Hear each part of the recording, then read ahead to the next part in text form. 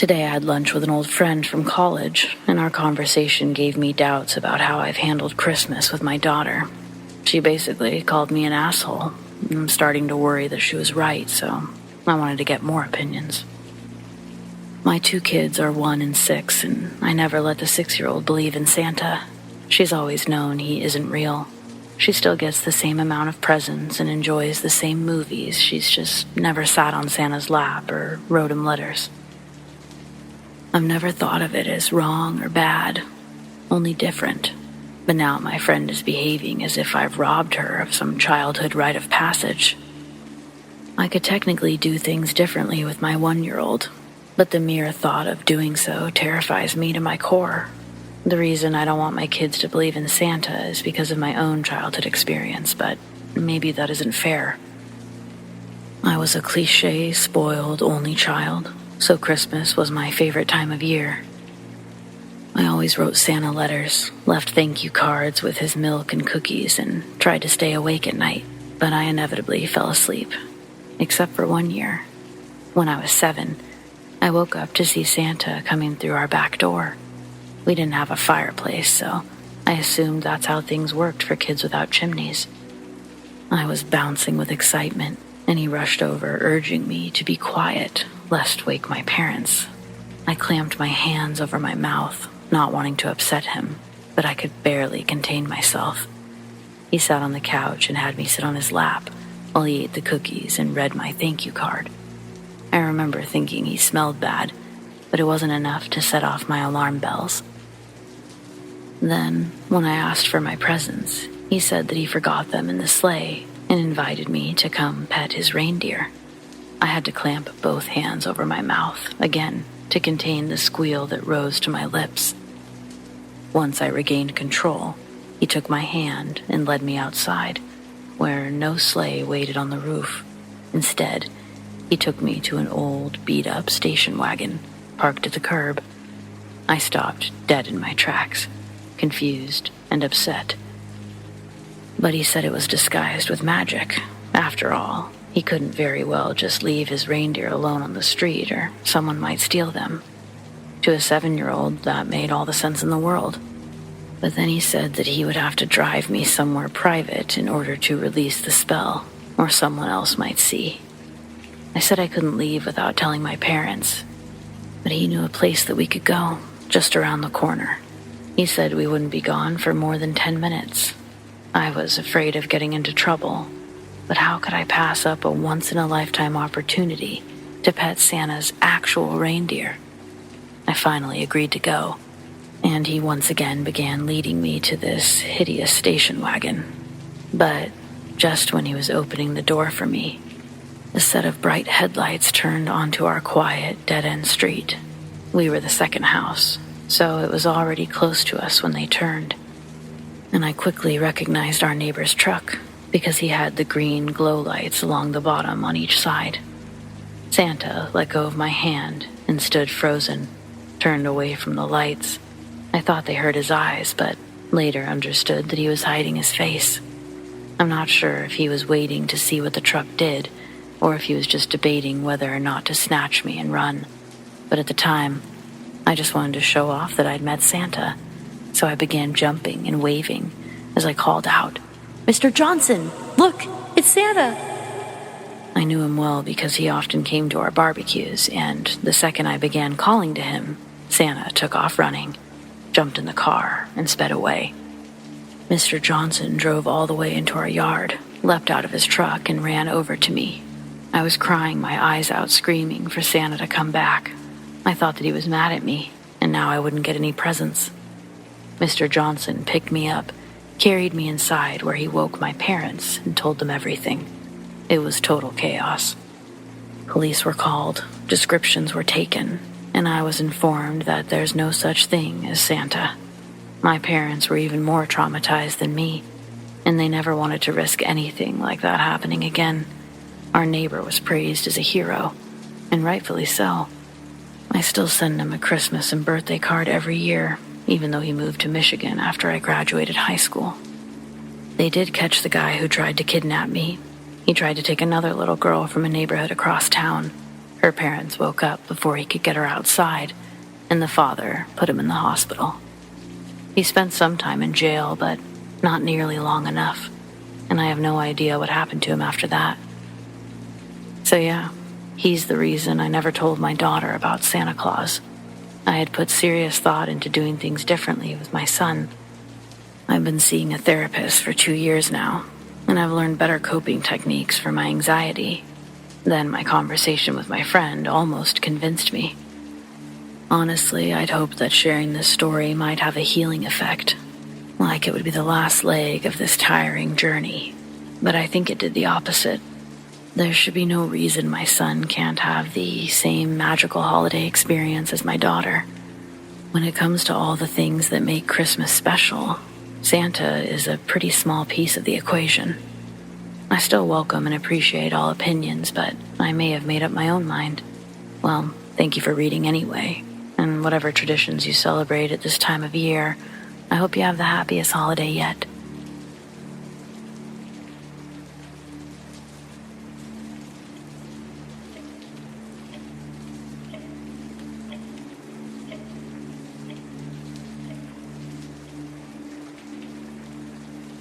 Every Christmas, my parents make me go to my grandmother's house in Mississippi, and I hate sleeping there. They have one of those really old houses from the 1800s, and it's haunted as shit. My grandmother's lived there for over 25 years, and she's so used to it that she doesn't even react anymore. According to her, there's a little boy who died of pneumonia, a woman who died in childbirth, and something mean that she doesn't like.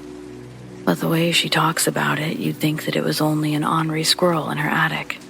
The little boy normally likes to run up and down the stairs and sometimes in the hallways. But when I'm there, he haunts the room I stay in all night. Grandma says he wants to play with me because there's never any other kids around. But I'd rather stick to friends that are living, thank you very much.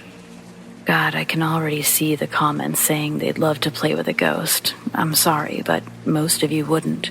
You think it sounds cool until you woke up to pounding footsteps running around your bed in the middle of the night, and then you'd be freaked out, just like me. That shit isn't supposed to happen in real life. The woman cries a lot, but only at night and only in the room where she died. Grandma turned it into her craft room because no one can sleep in there. Sometimes she'll go in and stuff will be on the ground from where it fell off the desk or shelf. But that's about it for the woman. She doesn't know anything about the mean one. But she has a theory that it might be a Civil War soldier, because one used to live there. He had a reputation for being just as brutal at home as he was in battle, but he died in Gettysburg. So I'm not sure if he could be haunting the house or how that would work, but again, it's just the only theory she has. He's the one responsible for random cold spots appearing throughout the house, and he enjoys scaring people. Grandma always tells everyone to hold on to the handrails when they use the stairs because he's tried to push her down them on more than one occasion. He also messes with women more than men. Mom gets her hair pulled a lot when we're there. One Christmas, I fell asleep on the couch after opening presents and dreamed that I woke up to see a tall, black shadow leaning over me. I tried to scream, but couldn't. Then it stretched out its hand and scratched my chest. I woke up for real, screaming, and there were actual scratch marks across my chest. They weren't bleeding, but they were raised red welts about 6 inches long. The same thing has happened to Grandma enough times for her to think it wasn't a big deal. Last year we were watching The Grinch on Christmas Eve night, and the only source of light came from the tree and the TV. At one point, I noticed my dad staring at the tree really hard, and I tried to figure out what he could be looking at. Before I could notice anything, a shadowy arm reached out from a larger shadow on the wall and hit one of the ornaments. The glass ball fell to the hardwood floor and shattered, causing everyone else to jump. Dad and I were the only ones to see it, but no one was surprised by what happened. The next night, I almost ended Christmas Day by falling down the stairs myself. I wasn't pushed, but the stairs have a landing halfway up and then turn left. I was paying more attention to my switch than my surroundings, so when I turned, I was just inches away from the shadow figure. I don't even know how to describe what I did. I tried to stop, but it was so sudden that I was already on top of it and nearly fell over backwards trying to scramble away from it. The second I touched it, my body went cold, and I got dizzy and nauseous. I even dropped my new switch. That part really sucked. This incident is the main reason I don't want to go back. It's a whole year later now, but I still remember that awful feeling like it happened yesterday. It's bad enough just being there for a few days, but I don't know how my grandma can stand it. When she wakes up to that thing standing over her, she just screams at it to make it go away, like it's a child misbehaving. I asked if it really obeyed her, and she said, only sometimes. I asked what happens the other times, but she just patted me on the back and said, he gets angry. I'll never understand how she can be so calm about this shit. I'm sorry these examples are all over the place, but I've just kind of been writing down whichever one comes to mind, like the year two of Grandma's fingers were splinted because they got slammed in a door, or the time that Dad hurt his knee because something grabbed his ankle on the stairs when he was moving boxes into the cellar. But yeah, I think those are all the big ones. I wish I was one of those people who could enjoy this kind of stuff, but it's just not for me. I love my grandma, but I wish that she would come to our house for the holidays every now and then. I'm gonna end up with PTSD from going to hers. Hell, that's if I don't already have it. Every time we come home, I still spend weeks jumping at every noise while I readjust to being safe. Though I should probably just be grateful that nothing has followed us back. Anyway, thanks for reading and Merry Christmas. May you all have a better one than I'm going to.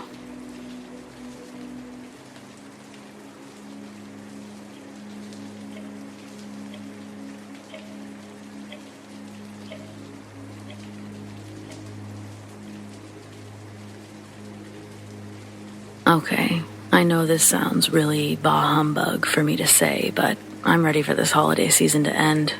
The only thing I've gotten for Christmas so far is a creepy stalker, so I'm pretty much done. Every year I pick up a little extra money by operating the camera for Santa at the mall. It's extremely easy. The camera sits on a tripod, the kid sits on Santa, and I click the button. The end. Most customers don't even notice me, but this year, one man in particular noticed me way too much. Once Barb takes the customer's money, she sends the kid up to sit on Santa's lap while the parents usually circle like vultures to snap a picture from every angle. Some of them stand a little too close for comfort, but it's usually because I'm invisible, not because they're being creeps. Over the years, I've learned to ignore them right back. Well, a couple of days ago, a little girl was with Santa, and her father stood next to me as he took his pictures. I noticed him after taking my own, and we exchanged the customary polite smiles. But then he didn't move along. Instead, he introduced himself and wished me a Merry Christmas, which I cheerfully returned, only to have him launch into a story about the little girl being his niece. He kept stressing the word as if it were really important that I didn't think she was his daughter. I continued smiling politely, but then Rick went on to explain that he had to bring her to see Santa because his brother was in the hospital with cancer, and the girl's mother had died in childbirth. If that's true, my heart bleeds for the poor girl. But, in my experience, when someone begins blabbing their life story to a stranger in such detail, it's either because they are so overwhelmed that it spills out of them involuntarily, or because they want a pat on the back while you fawn over what a great person they are. Or, of course, it's all a complete lie, because some disgusting man wants to get in your pants. This genuinely felt like the latter. I'm 29, and this guy is pushing at least 50. He also reeked of cigarettes and looked like he hadn't showered in a couple weeks. The little girl, bless her little heart, didn't appear as if she was being cared for properly at all. Her face and clothes were dirty, her hair wasn't brushed, and my chest ached for her. I hated to see Barb give Santa the 30-second warning, but her uncle was creeping me the hell out. and if we let every kid talk as long as they wanted, we would never get to them all. He saw the signal too, and asked if I would have dinner with him after my shift. Not wanting to be overly rude, I simply said that my boyfriend and I already had plans, but that wasn't good enough. An angry look flashed across his face that let me know that he was definitely unstable and not just an awkward man with poor hygiene. He actually argued that I couldn't know who I would like more if I didn't give him a chance. I didn't even try to hide my look of disgust, but he was so lost in his fantasy world he didn't even notice. Thankfully, the mall security guard did. I hadn't even realized it, but I'd been moving backwards as Rick came closer to the point that he was now in front of my camera, and I was out in the customers area. The little girl was finished with Santa and watching us from the exit aisle, and the next kid was waiting for me to take a picture. Once Mike got rid of the weirdo, I explained what happened to Barb, and while I was doing that, Mike came back to share his own concerns. Once they were out of earshot, Rick had told him that I was his girlfriend, and that he was trying to see what time my shift ended. When Mike pretended not to know when I got off, the guy got belligerently angry and demanded that he find out. When I got off an hour later, a different security guard walked me to my car just to be safe, but we didn't see the guy. The next morning, Barb said that Rick had returned 10 minutes before closing and seemed to be looking for me, but left when I wasn't there. I was already freaking out, but then Rick showed up again around lunchtime. He said his niece hadn't been able to finish her wish list yet. To avoid a scene, and because all of our hearts broke for that poor kid, we let them stand in line. But I, quote-unquote, went on break the moment he was close enough to try to speak to me. Mike made it a point to take the pictures for me when I went to the employee break room, and Rick watched me like a hawk through the entire exchange. When it was his turn to go next, and I still hadn't come back, he let the person behind him skip the line. Well, Mike, being the awesome guy that he is, wasn't going to play that shit. He very politely explained that I absolutely would not be returning while he was there, and that if he let one more person skip the line, they would be asked to leave and banned from returning. Rick tried the girlfriend story again, but Mike called him out on that too. Then the crazy bastard tried to say that we were just going through a rough patch, but he was here to apologize, and if I only knew that, I would want to talk to him. Rick turned red as a tomato and physically shook with anger as he pulled his niece out of line. She began crying and begging to see Santa one more time, but he kept going without so much as a glance down. I'm glad I didn't have to see it, but I wish so badly that that child didn't have to suffer because of her uncle, or whoever he is to her. Mike got off before my shift ended, but made sure the other security guards knew Rick's face and kept an eye on me. I worked till closing that night. So far, my new stalker hadn't returned, and we hoped that he had been embarrassed enough to just move on. But one of the guards still walked me to my car just to be safe. Jerry is a 45-year-old father of 3 who's been working security jobs for over 15 years, and he saved my life that night. We didn't see anyone, even though we were both looking hard. Everything was still and quiet. My car sat by itself. The closest vehicle to it was 3 spots away, closer to the mall, and nothing on the far end at all. But when we passed that vehicle, Rick leapt from behind it and stabbed Jerry in his side. I've never seen someone move so fast. Jerry grabbed Rick's wrist as he tried to stab him a second time, and there was a sickening snap as he broke the bone and the knife clattered to the ground. Everything happened so fast it was like a blur. Both men were screaming, but Jerry got the psycho on the ground and called for help over his radio. Everyone came running out, and 3 other guys piled on top of Rick while a 4th called 911. This is America, and we aren't filthy rich, so Jerry begged me not to call an ambulance, which I fully understood. I drove him to the hospital myself, and thankfully he's going to make a full recovery. I'd never be able to live with myself if that sweet man died trying to save me. Needless to say, he's getting a fat Christmas ham as soon as I can get the nerve to leave my house again. Rick was obviously arrested, but we're still waiting to see exactly what that process will be. I'm trying really hard not to let this actually ruin my Christmas, but it's not easy. I told my boss that I couldn't work any more shifts this year, and she was very supportive. I don't know if I'll be able to do it next year or not. I guess time will tell. But anyway, thanks for listening. I hope you all have a Merry Christmas.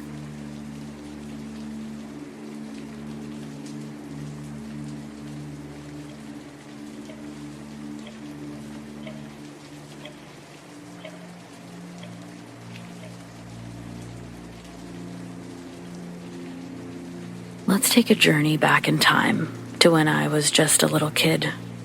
A memory that I tend to go back to every Christmas, whether I like it or not.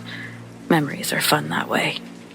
So I'll share with you a less than jolly time I had being part of the incredible Toys for Tots program. This is no knock to the program, by the way. Those folks made my Christmases less bleak, for real. Love them. That being said, just imagine stepping into an environment where the air literally crackles with anticipation, filled with that childlike laughter, and in this case, the irresistible aroma of freshly baked cookies. My mom was waiting in line for our cookies while I stood to the side, mesmerized by all the twinkling lights and vibrant decorations, all leading to an even grander area, the stage fit for none other than the jolliest man himself, Santa Claus. This was the first year I remember being excited to see Santa. I'd met him at the mall briefly the year before, but I wanted a redo. My mom told me that I'd seen him years before that too, but this year it felt like I was encountering a rock star. Finally, I was in line, eating my cookies and bouncing with excitement. Clearly, I wasn't the only one. Dozens of anxious kids squirmed with the same anticipation, all eagerly waiting our turn to perch on the big guy's lap and pour out our biggest wishes. I don't know if it was pure childhood imagination, but I swear, I saw an enchanting aura surrounding Santa. I remember thinking, this guy holds the key to happiness. But then, in the blink of an eye, the atmosphere shattered into absolute chaos. The once merry mood transformed into sheer pandemonium as Santa appeared to kneel over, clutching his chest. Santa just had a heart attack in front of dozens of kids. Panic and shock ripped through the crowd like a tidal wave, eventually hitting my mom and I, her face changing from just general mom face to something that I'd never seen before, fear of some kind. It scared me. I switched my view back to Santa and the crowd. All of those gleeful expressions had turned to horror. Everyone looked as scared as my mom. Worried parents fretted over the man in the red suit, shielding the children's eyes, rushing for the exit, carrying and consoling in every direction. I vividly recall the feeling of my mom grasping my hand, her face drained of color, worry etched into every line of her face, and with urgency she swiftly whisked me away from the unfolding scene. She too was shielding me from the distressing sight, though I could still see it. When we left, Santa laid on the ground, motionless. Someone, not an elf, but just a regular person, was performing CPR. I didn't know what that was at the time, but I made my mom explain everything. We left the parking lot in a hurry before the arrival of the ambulance, yet the image of Santa clutching his chest, it lingered in my thoughts. So the question started. Had I just seen Santa die? No, of course not. As my mom explained to me, every Santa that I'd ever encountered was merely a decoy, messengers of the true Santa Claus. I hadn't witnessed the final moments of Santa himself. Instead, I'd witnessed a messenger of Santa's experience a life-threatening emergency. My mom reminded me that night that being Santa is no easy task. As a child, I could accept that. I really didn't want to believe Santa had died. Despite the somber note attached to my story, the experience sort of ignited a newfound appreciation for the magic of Christmas when I was a child. Sure, that wore off when I found out the real magic of Christmas. Then the story was just sad. But for a while there, I truly believed that I had this inside scoop into Santa and his workshop of decoys.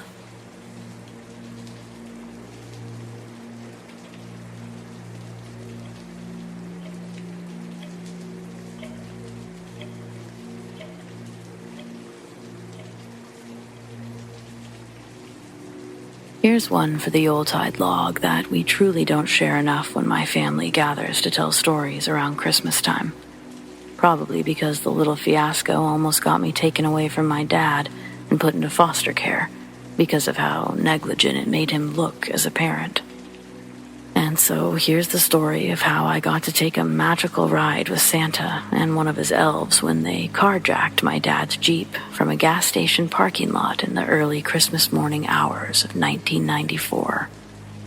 I was about 5 at the time, and my dad delivered papers for the Seattle Times. He was a single father and couldn't leave me at the apartment unattended for the hours it took him to deliver papers. So he made me a small bed in the back of his Jeep. He rigged it up so that I was still seatbelted in, kind of like a hospital gurney, but homemade with only 3 straps to secure my hip area, chest, and legs. I could still turn and move, but I was secured in at the same time. Pretty ingenious technology. It would be his routine to get a coffee halfway through his deliveries when his favorite 7-Eleven was closest on his route. If I was awake, he'd get me a donut. Most of the time I'd be asleep though. That night, I was asleep. There was snow on the ground, and the temperatures were at their lowest during that part of the night. When my dad got to the 7-Eleven, he left the car on to keep the heater running for me without killing his already unreliable battery. He's never seen the person working behind the register, and while he's purchasing his coffee, she starts to put the moves on him, and they both begin to flirt back and forth. While my dad's distracted by his new Juliet, a man dressed as Santa Claus rides up on his bike. Then, out of the dark, another man rides up beside him, dressed as an elf, minus the pointy shoes. They dump their bikes and briefly talk with each other before slowly approaching the driver and passenger side doors while continuing to scan the parking lot. That's what the building's security camera captured anyway. Change to my perspective. Boom. The doors on both sides of the Jeep swing open. I feel a rush of cold wind hit the top of my head and my feet. Then both doors slam shut, and I hear 2 unfamiliar voices laughing and frantically shouting profanities back and forth. I was quickly slid forward and then backward. I recognized the Jeep was going fast enough for me to feel pressed against the back seats. The harness my dad had built was really being put to the test, because Santa drove like a bat out of hell. I woke up confused and scared. I was seeing Santa Claus behind the wheel, and it only furthered my confusion. I could only bend up a little, but it was clearly Santa that I was looking at. I could see even less of the elf, but he was also dressed the part. He was the same size as Santa, and in retrospect, it's funny that their size comparison was the first red flag of something being wrong. Probably still thinking I was dreaming, I go, "Santa?" The front seats get quiet real quick, and I watch his eyes meet mine in the rearview mirror, and he says, "What the fuck?" Then the elf turns and looks at me, then turns to Santa and starts cussing at him, calling him Wayne. I got squeezed and launched forward the 6 inches my harness allowed as the Jeep's brakes slammed. The tires skid to a stop, and the smell of burnt rubber when they open their doors flooded in, and I feel the rush of cold wind enter the vehicle. I hear the doors at my feet open and think Santa's going to unstrap me. Then the door at my head pops open, and I get a closer look at the elf. He's mid to late 30s, thick, bushy eyebrows, blue eyes, brown hair falling from his green, pointy hat.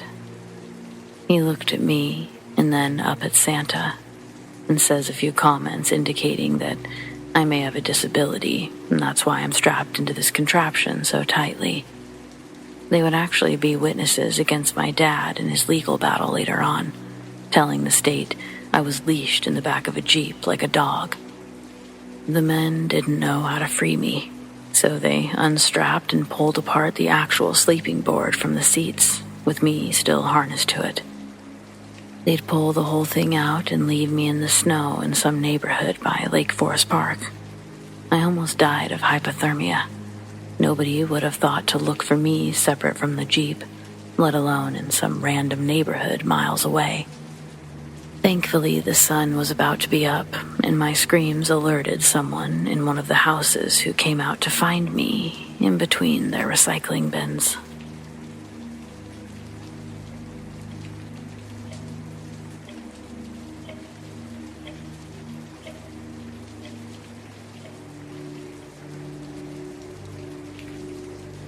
I'm currently 36, divorced, and living in Nebraska, but I'm originally from South Dakota and still going back to spend Christmas with my parents.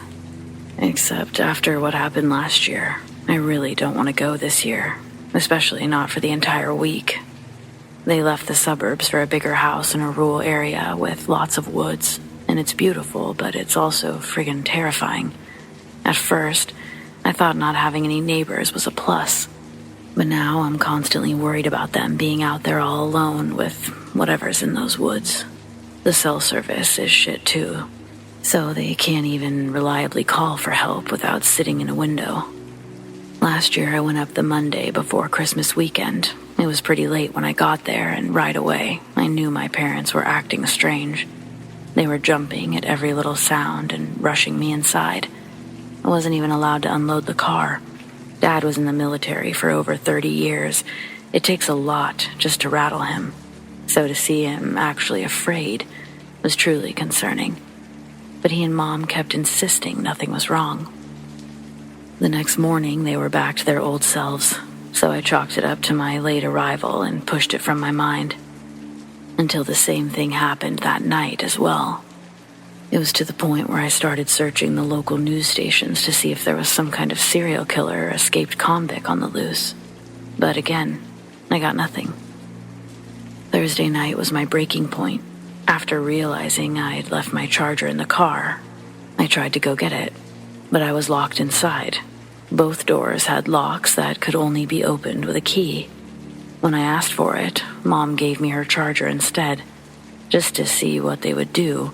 I said I still needed my purse, and they both went rigid. Finally, I threatened to crawl through a window, and Dad said that he would get it himself. Then he opened the coat closet, grabbed his shotgun, and began peering out the windows. If Mom weren't behaving the same way, I would have thought that he was having flashbacks or something. I stopped him from going out. I didn't actually need anything else, and I couldn't stand seeing them both so frightened. But I did give them an ultimatum. Either they came clean, or I left for home first thing in the morning, because I no longer felt comfortable being there. When they finally told me, I didn't know what to think. Mom has always been a little superstitious, and she loves her ghost hunting shows, but Dad mocks anyone who believes in that stuff, like they should be locked in a padded cell. To hear him now say that a monster lived in their woods, that unto itself was terrifying. They had their first experience only 3 days after moving in. One of the main reasons Mom wanted to retire to the country was because she's obsessed with a couple of YouTube channels with raccoons. She planned to leave food by the woods and move it closer to the house as her new friends grew accustomed to her. Anyway, on the third night, Mom looked outside to see if anything had found the food, and she saw something looking at it from just inside the tree line. They hadn't had time to install the floodlights, but it looked to be the size of a raccoon standing up, so she got excited and called Dad over to watch too. Nothing happened for a few minutes, as if it was afraid of stepping into the open, but then the creature they believed to be standing on its hind legs suddenly stretched to its full height. It had only been crouching before, and now the shadowy creature stood taller than a grown man. The clear sky provided just enough light to see that it was definitely covered in fur. and a long arm reached out to pull back a branch blocking its way. Mom screamed, and the figure's head turned towards the house with a low growl before taking off through the woods. Mom believed it was Bigfoot, but Dad thought that it was some jackass in a costume, and he was pissed. He called the police, but they didn't want to send someone as nothing had actually happened, and no one was in immediate danger. The next morning, Dad went to look at the spot where they saw it, and they found huge footprints with only 4 toes on each. He wears a size 12. His own foot was swallowed by this thing's tracks. But what really confused him was how deep they were. If any regular person had worn something in order to make those prints, they wouldn't have been nearly as deep. Likewise, if someone had simply pressed something into the ground, it would have also appeared differently, and the perpetrator would have left their real tracks behind as well. The floodlights went up the next day, but nothing out of the ordinary happened for 3 more weeks. By then, they'd pretty much forgotten about the incident entirely, and Mom had finally gotten a couple of raccoons to come see her each night. Pebbles and Bam Bam wouldn't let her get close yet, but she was working on it. Well, they were showing up at pretty much the same time each night, but now they were suddenly nowhere to be found.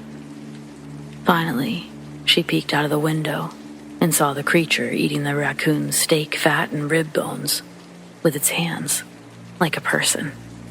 She managed to stifle her scream and get Dad before it finished. Oh, and don't worry about Pebbles and Bam Bam, though. They went on to have a big family, and they visit all the time, but only when it's actually safe to do so. Anyway, Dad grabbed his shotgun and ran out onto the porch, still thinking that it was a person. He screamed for them to leave, or he would shoot. The creature dropped the food, turned towards him, and let out a guttural growl that sent chills down his spine. Its mouth opened wide to reveal a black tongue and huge yellow teeth.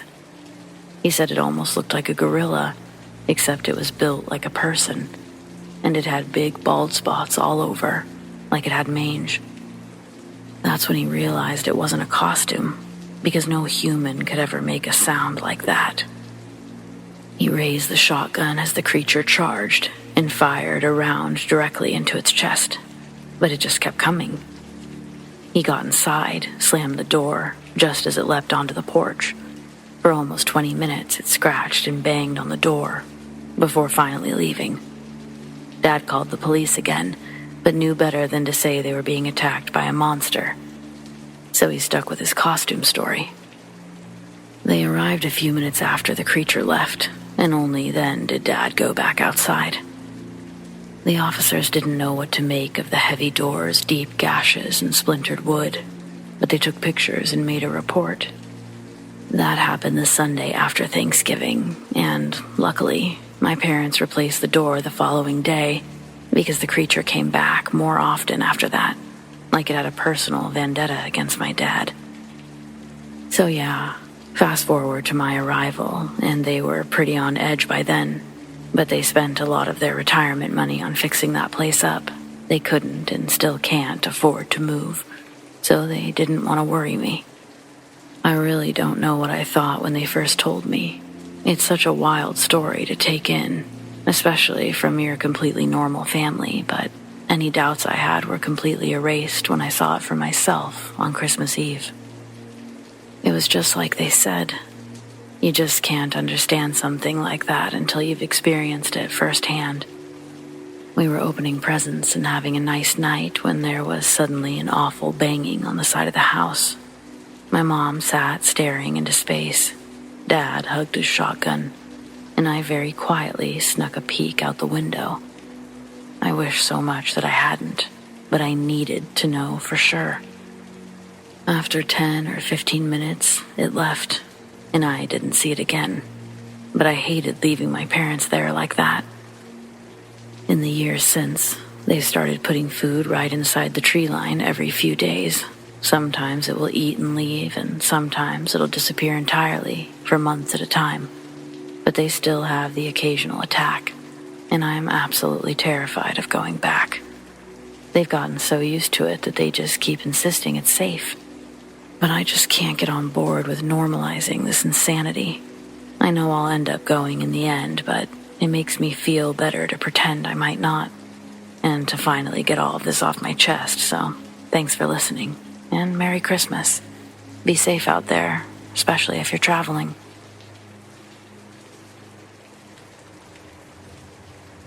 This happened October 5th, 2008. I remember the day since we were on our way home from my cousin's wedding, and my sister's baby shower was the next day. My husband and I left the wedding around 10 p.m. As family weddings go, it was a long day. We didn't drink alcohol since we knew we had a lot to do the next day and drive home. Preface: the wedding was hosted in a town that we're familiar with, and the story is based on roads that we've driven 1,000 times, in the dark and in the daylight. This is fall in a small, quaint, northeastern town.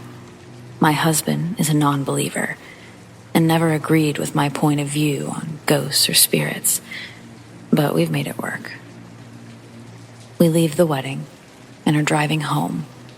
My mind is filled with how late it is and how much I have to do tomorrow to get the shower set up.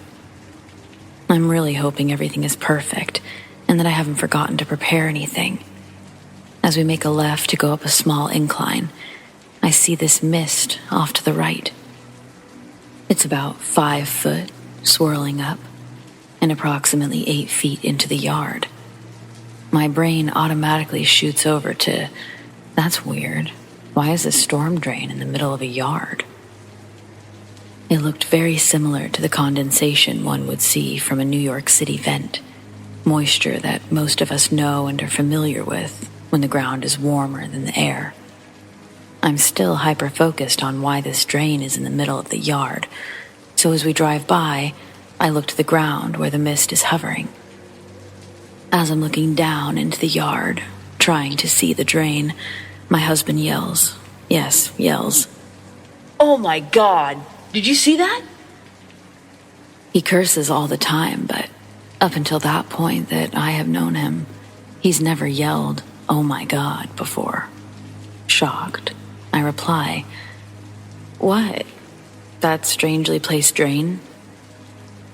Shakily, he replied, "No, that lady." I didn't see a lady. I was looking. She was see-through, wearing old-fashioned clothing, standing there in the yard. You were looking out the window. That's when I realized the mist he saw was potentially a ghost, and the mist I picked up on as strange placement for a storm drain were one and the same. What was it? Condensation or a ghost? After this, my husband has never spoken of it again or repeated what he saw. Super frustrating at times, but I respect that he does not want to discuss it. The first time I mentioned this experience to my sister, he got superbly upset that I had said he said, "Oh my God." I know he said it, since it's something he never said before around me.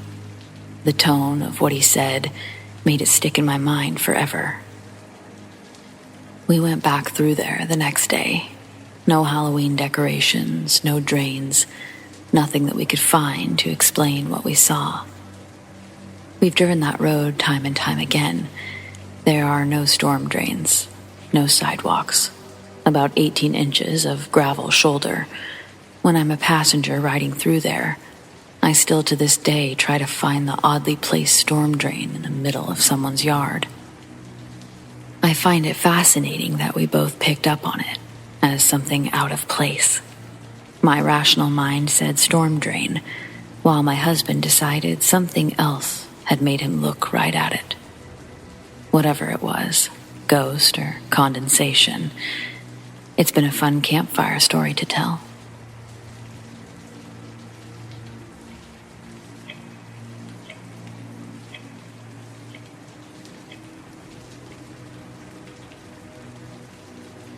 More than 20 years ago, my then wife and I took a trip to Savannah. We stayed in a bed and breakfast that was comprised of 2 large townhouses, separated by a beautiful, lush garden. The innkeeper told us stories of strange happenings that occurred in the building.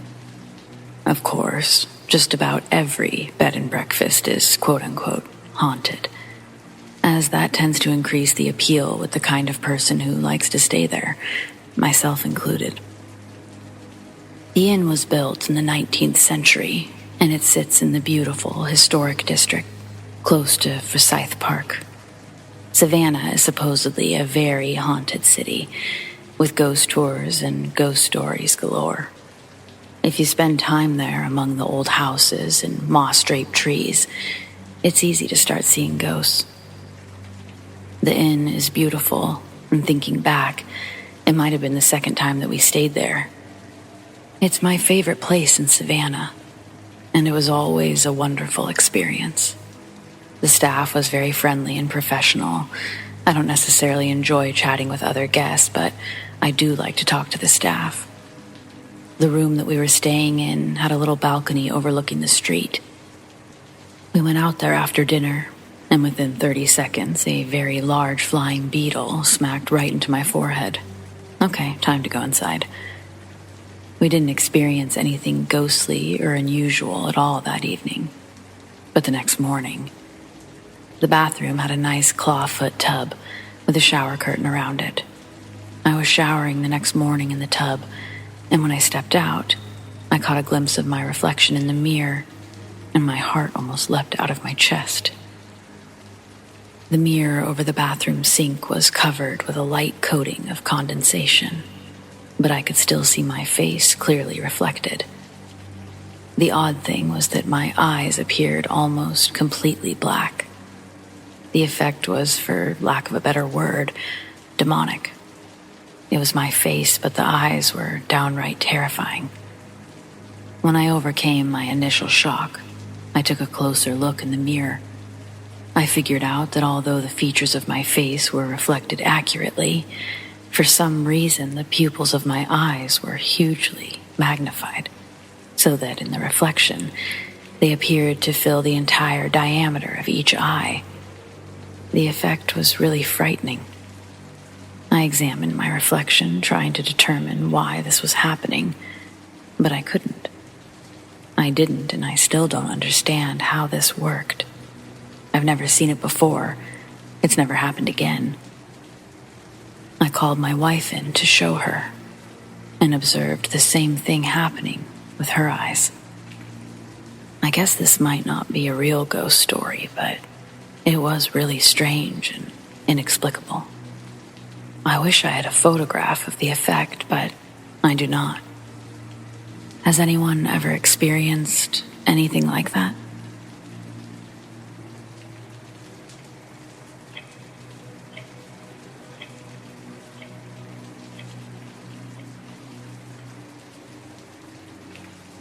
First, I'd like to apologize because I know this will be long, but I've had many things happen to me, so this first one, it's actually not mine, it's my sister's. I was about 3 years old, and when we were young, we lived in this nice house. And one time, my sister was at the bottom of the stairs. When she looked up, there was a black, misty figure at the top of the stairs. Nothing really ever happened to me until I was about 6 or 7, but I used to live in another house, and I don't know why, but I could not be in this one alone. Every time I was inside alone, I'd get an eerie feeling like something was watching me. In that same house, my mom moved out and she gave the house to my dad, and that's when it really started. Whenever I'd come over at night, me and my stepbrother would be the only ones awake, and we would hear footsteps walking up and down the hallway outside the door, which his mom has recalled hearing too. And then, one night during the summer, I was 10 at the time, and I was the only one awake at 4 a.m. I had to go to the bathroom really bad, and usually we would go together and sit in the hall and wait for each other because it was so scary. I finally decided to get up, and I was in the bathroom when out of nowhere, someone started knocking on the bathroom door, and nobody was awake. I I would have heard them get up because the doors creak. A few seconds later, the knocking stopped, and a little girl's voice literally sang a lullaby to me on the other side of the door. After I got back to the room, I was watching a video, and a man said hi, and I heard the same little girl's voice right behind me whisper, "Hello," in my ear. Now, at the house I was living at with my mom when I was 8, I remember one night laying in my bed when right in front of my eyes, I watched my closet door slowly open. And this wasn't like a normal door. They were those folding ones, and part of it was broken, making it even harder to open. Also, back in my dad's house, this happened a few months before they moved. I was walking to the bathroom, and when I turned the corner, out of the corner of my eye, I saw a little boy. Now, at first, I assumed it was my stepbrother, but then I realized that the boy was a bit too short, and he also had dark brown hair, whereas my stepbrother has super bright blonde hair. Now, to the house I'm currently living in. When we moved in, my stepsister saw a little boy walking up the stairs. She thought it was my little brother because they both had blue pants. So she yelled, "You can't go up there," to him, but he ignored her. So my mom went up there to get him, only to find that no one was there and my brother was downstairs. A month before that, when we first moved in, only me and my stepsister were there when we started hearing quiet bangs and whistles. And my stepsister was so scared, she started crying, but I'm used to it, so I went along with it and just started whistling back. Also, when I first moved in, for a year or so, I'd hear high-pitched screaming in the house. Now in the same house, still, about a year or two ago, I was in the kitchen when I saw a dark black figure at the front door. And then it moved into the window and completely disappeared. Then, just a few months ago, I was laying in bed trying to sleep, and I have these LED lights on my wall. They used to fall down all the time. So I know what it looks like when they fall. But I moved my blanket, and I watched the lights get full-on pulled off of the wall. That same night, I woke up super early in the morning, and before that, almost every day I'd wake up with my blanket on the floor. But anyway, I woke up and my blanket was halfway under the bed, and when I went to pull it back up, I could feel someone trying to pull it away from me. What I'm about to say just happened yesterday. I was in bed on my phone, and my TV remote was on my bed to my right. Out of nowhere, a white light flashed to my right, and it didn't light up the room either, just right next to me. It only lasted half a second, and then my TV turned on. Then a few hours later, my brother was in my room, and I was telling him about it to scare him. It really doesn't affect me when my LED lights change colors out of nowhere. I had them on red, though. And boom, they started flashing all colors. And I just stopped talking. My brother looked so scared and asked if I did it. I said no. This is the last part. This actually happened at my friend's house, which is very haunted, I might add. But I'm constantly feeling like I'm being watched when I'm there, and I just get a bad feeling.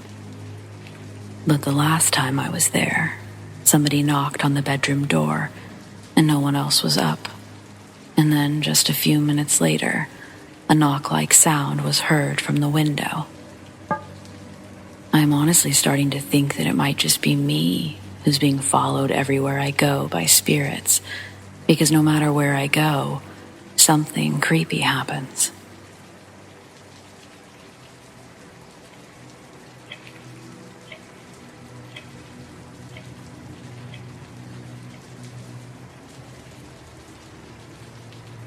Earlier this week, I was walking my dogs alone at 11 p.m. I know, late.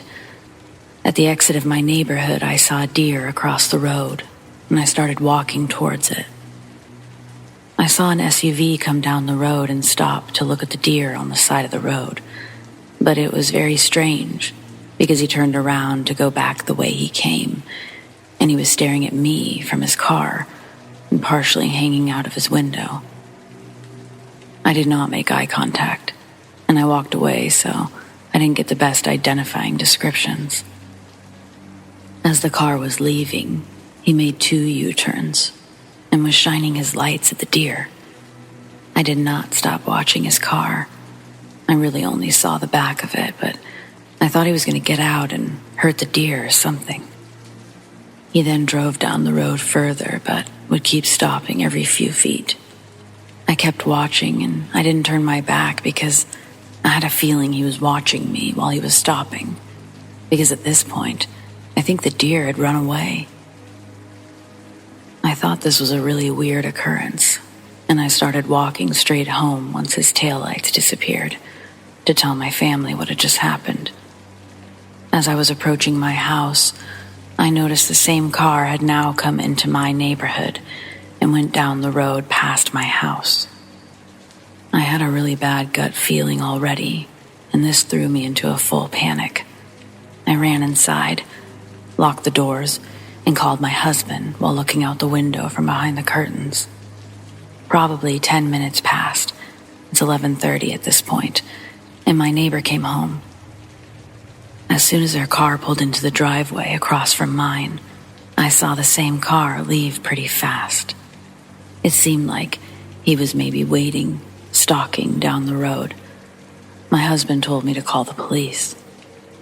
When I called the police, I told them I thought it was a Chevy, but all I knew was that it was an older white SUV, and they sent a patrol.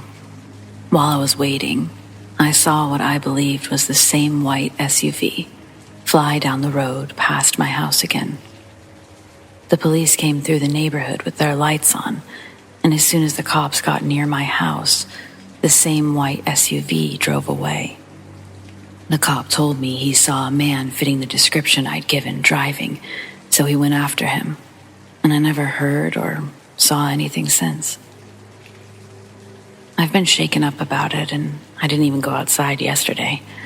Luckily, I have 2 cops who live in my neighborhood, but still, a scary thought of what could have happened. I want to give the benefit of the doubt that maybe he was just a neighbor or dropping off a neighbor, but my husband and I have circled our neighborhood a few times over the past couple of days, and I have not seen a car like the one from that night. I'm still hoping that I was just being paranoid from smoking that night, and or grief, stress because I learned a loved one had died that day.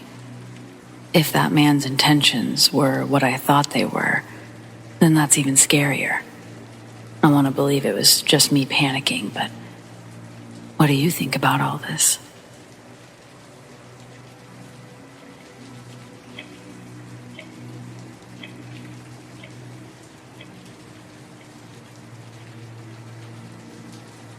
About 30 years ago, I spent several years working in movie theaters in Worcester, Massachusetts.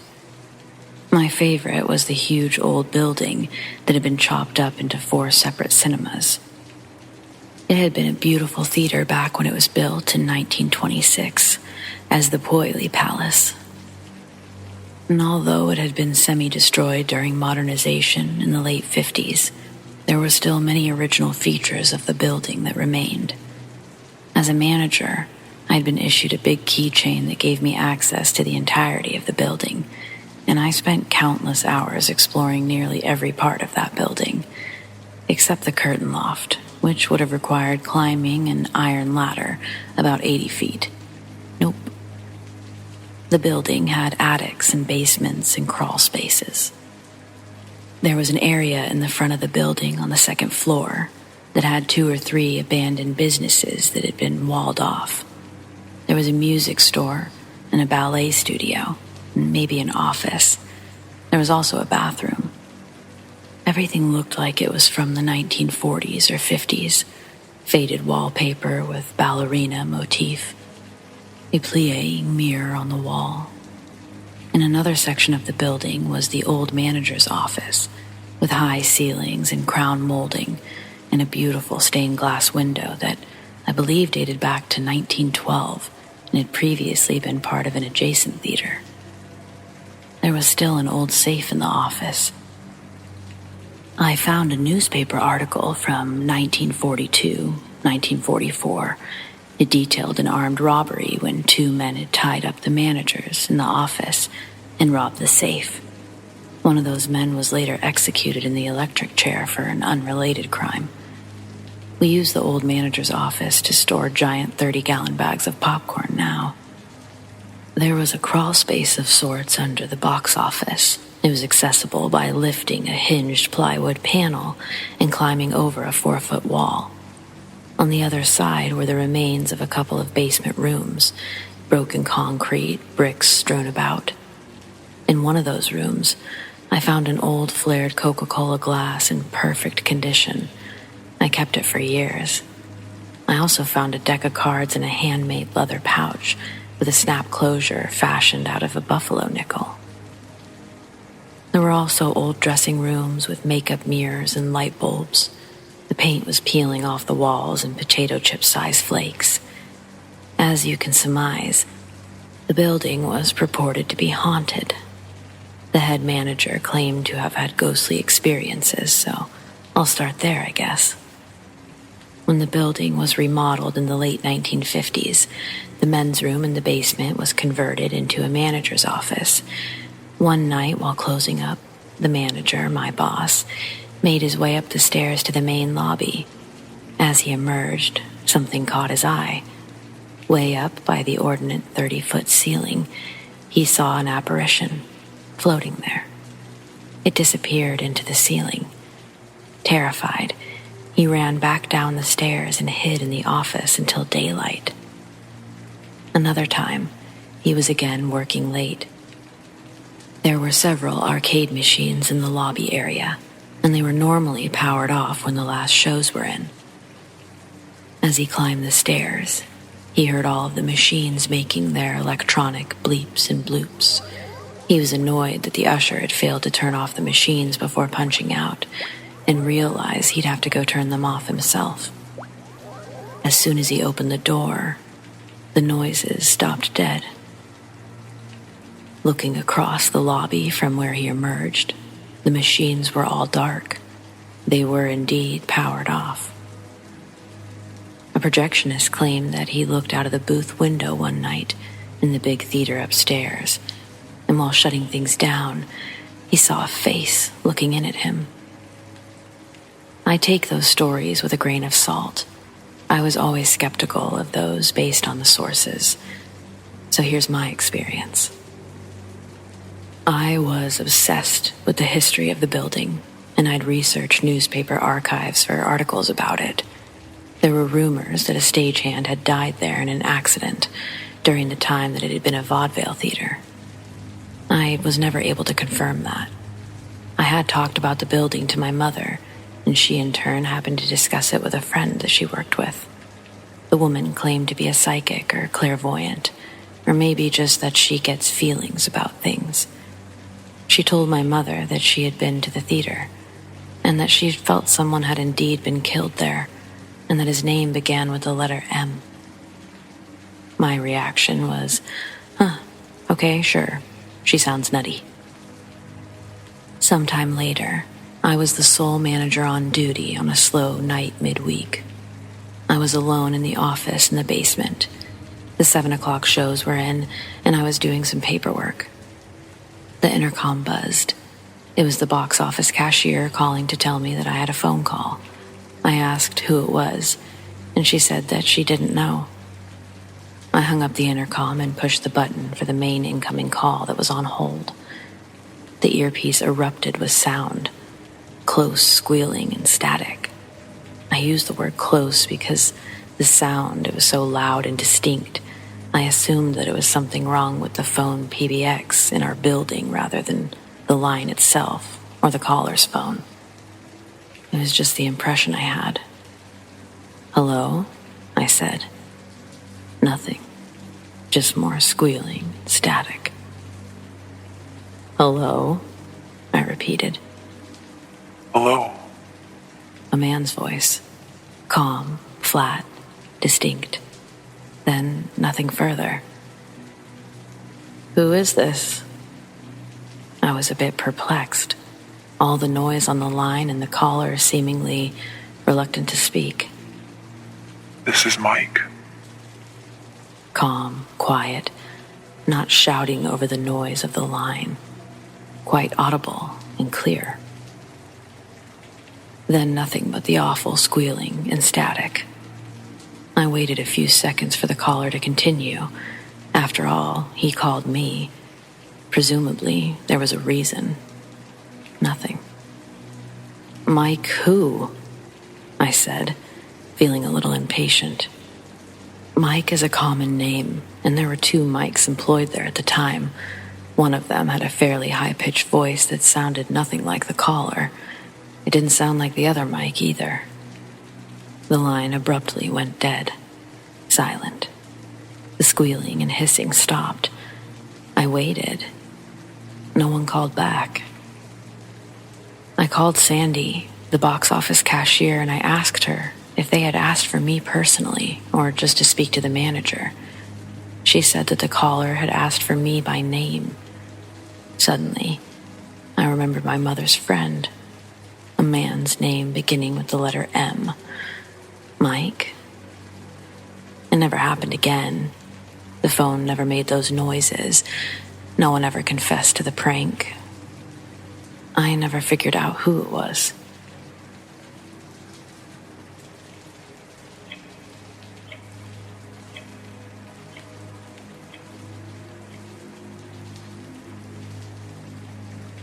A couple of years ago, my partner and I moved into a relatively old home that he'd purchased for his parents in a small town in New Hampshire. The house was previously used as separate apartments, so it was broken up into 3 different sections. There was the upstairs apartment, where my partner and I stayed along with 1 roommate.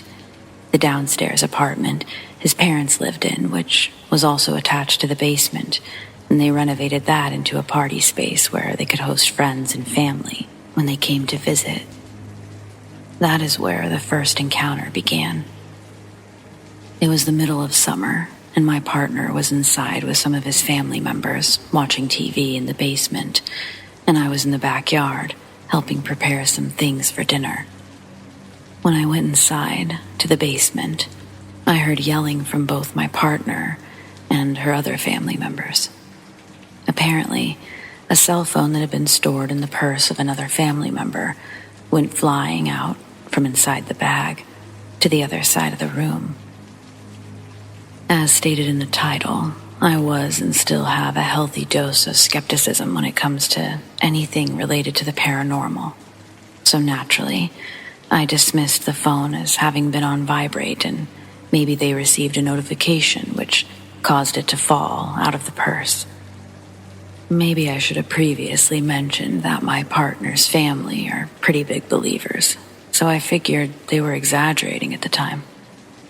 This was the beginning of an assortment of strange events, all of which I was able to dismiss, such as finding pieces of jewelry that I distinctly remember placing in my jewelry box in strange places throughout my apartment. Or like finding necklaces in the kitchen cupboards with our dishware. There were countless times when our cats would stand to attention, and both of their heads would turn, as if watching something pass through the room. Even if they were sleeping, they would suddenly wake and stand to attention, and this would happen every few days or so. Not to mention my partner, roommate, who's a bigger skeptic than myself, and I always had the feeling of being watched ever since moving there. This all came to a head one evening when I was getting ready to shower. I had a sterling silver necklace that I would wear day in and day out. However, whenever I would shower, I would take my necklace off and place it on the back of the toilet. This time, I went to place my necklace on the back of the toilet as always, and it had slipped off the back, and I watched it fall on the floor and land directly behind the toilet. Not wanting to grab the necklace, I decided to leave it there and take my shower. Mind you, the bathroom door was locked, and the cats were inside of the room, so no one was in or out during the time of my showering. Upon getting out of the shower, on the bath mat outside of my tub was my silver necklace, laying in a straight line on the rug, about 4 feet from where it had previously fallen. I came out of the bathroom immediately, and about a half an hour later at dinner, I told my partner and roommate about what had happened. That's when our roommate had told us that a couple of weeks prior, when they were showering, they could have sworn they saw a face looking in from the window in the shower. My roommate was so convinced that they had confronted my partner, thinking that they had been pranking him. But keep in mind, the apartment was on the 2nd story, so there's no way that someone could have had access to that window. Needless to say, we're all firm believers now.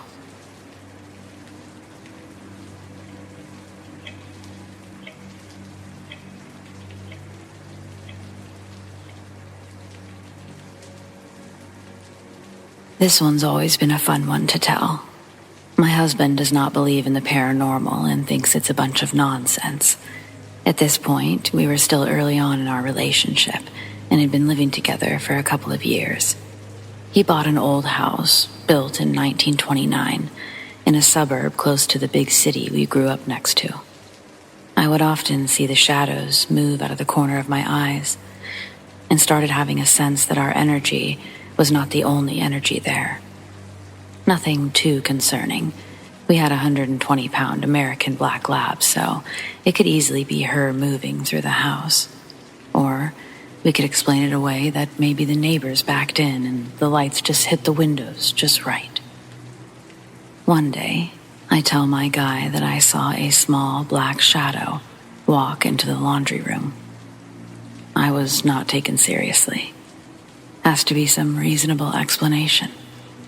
I mentioned it because it wasn't an out-of-the-corner-of-the-eye experience this time.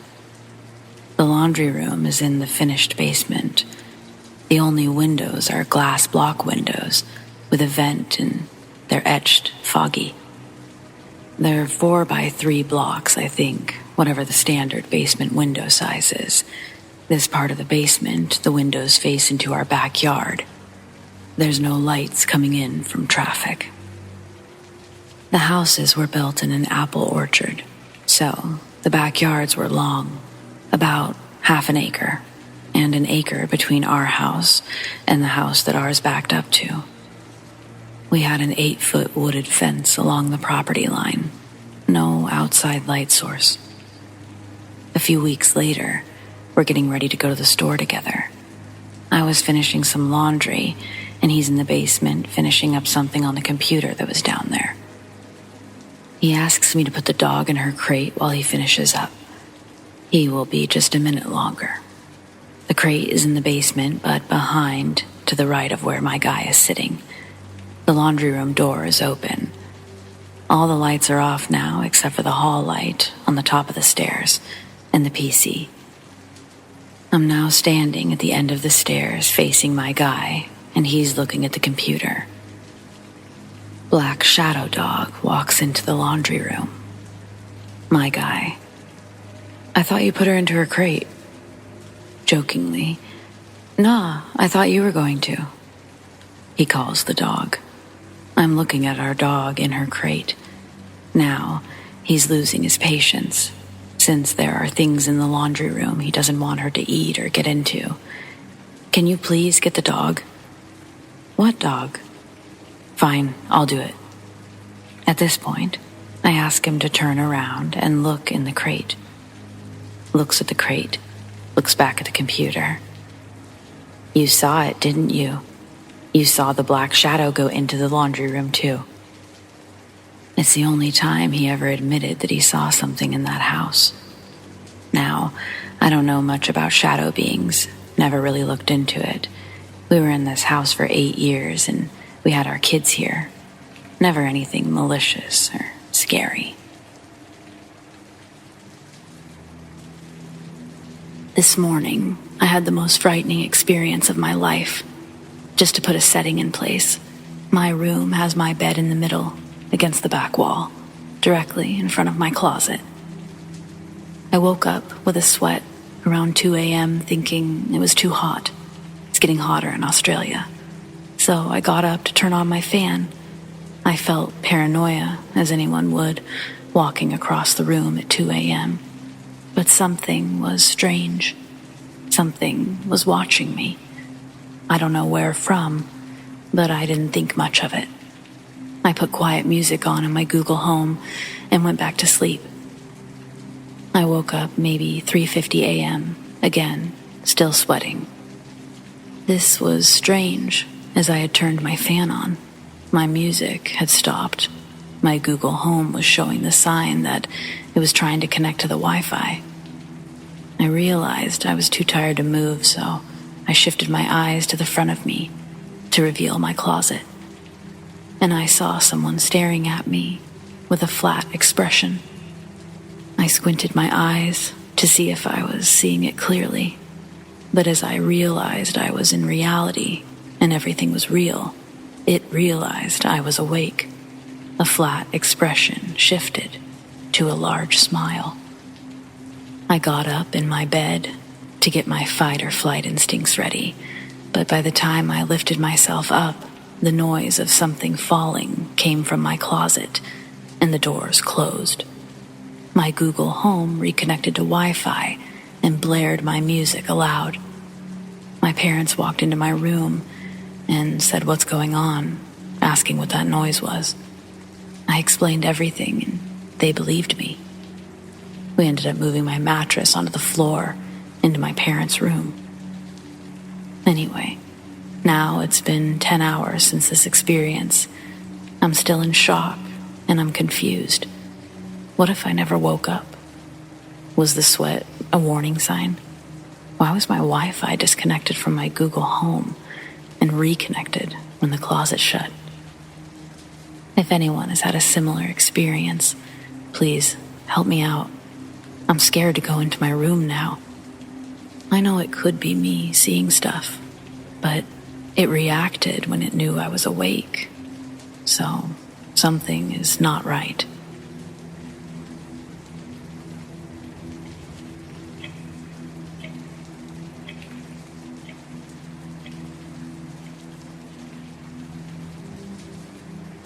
I work at a daycare, and I've never once thought something weird was going on.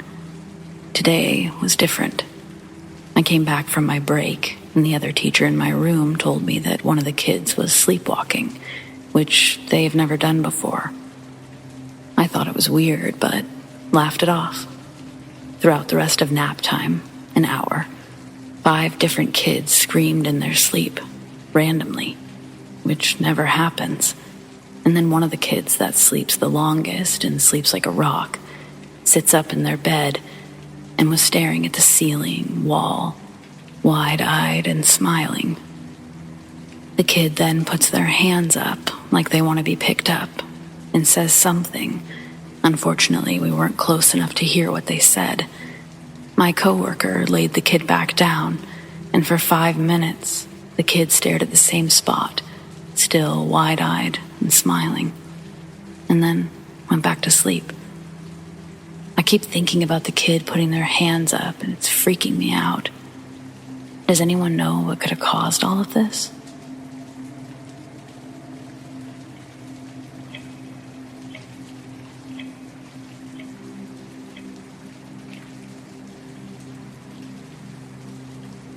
Growing up in a small, rural Vermont town meant that my household didn't have a lot of money, but we still shared everything we had with our extended family. That included letting my aunt and uncle and cousins move in with us when they got evicted from their house.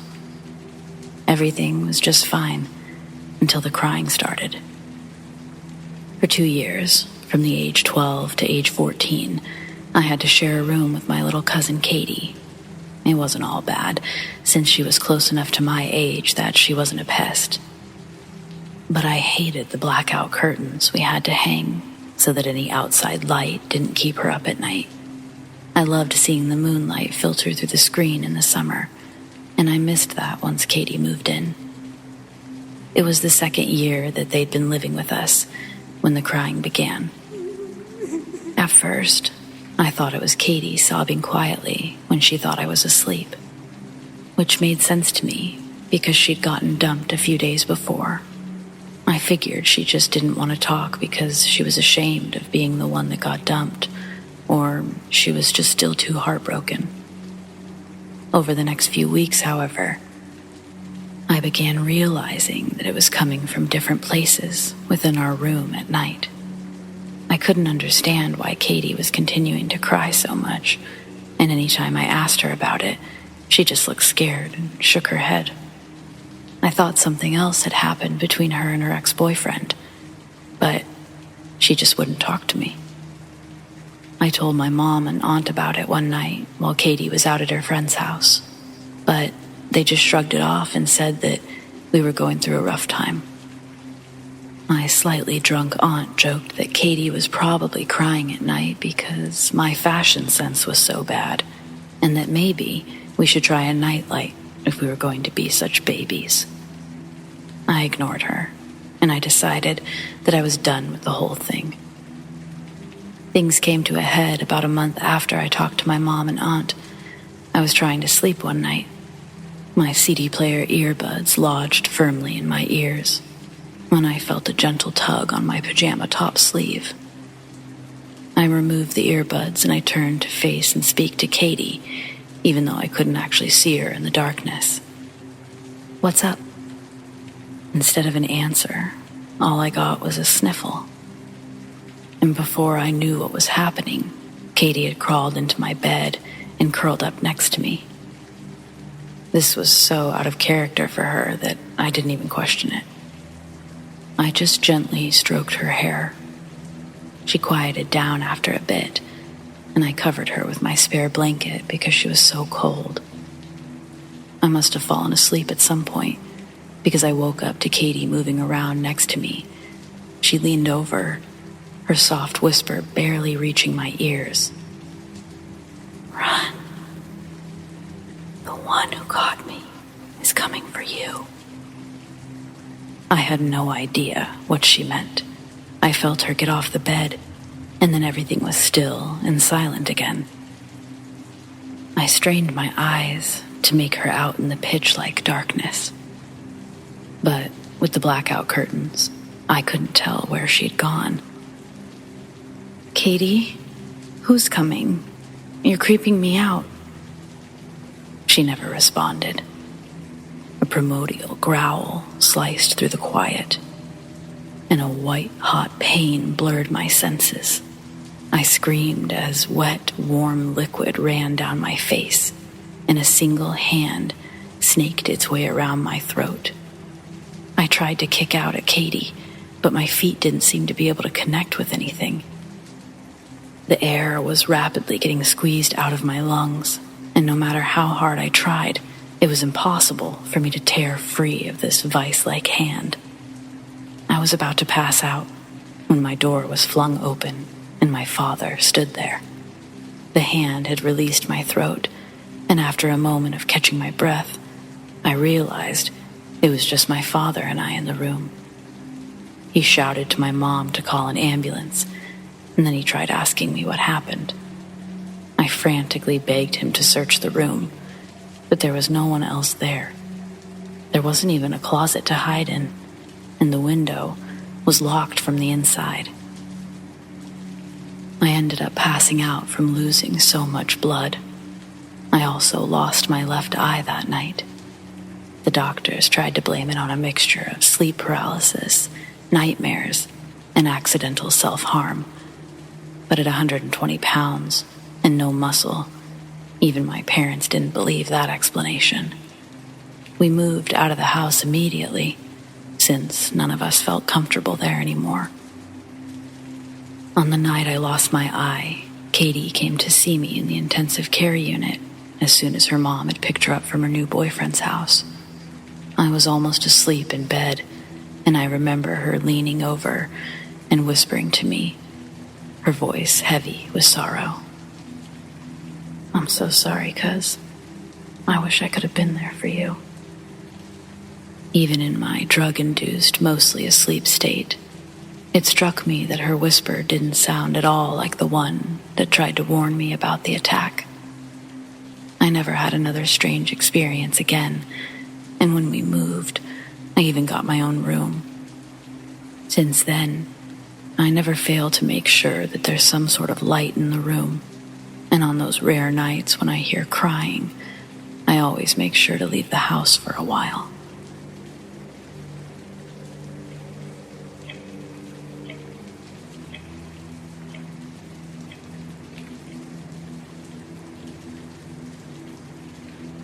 This is by far the creepiest and spookiest experience I've ever had.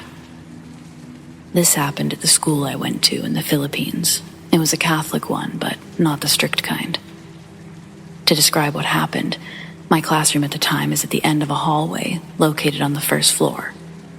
Across from our classroom is our mini library, where our librarian sat behind the door. Beside that library were the bathrooms for boys and girls. The girls' bathroom is bigger, with 3 stalls inside of it. The boys' one was an entire bathroom without stalls. It's way back in 2003, and I'm in the 3rd grade. It was the summery time, 2 or 3 o'clock in the afternoon.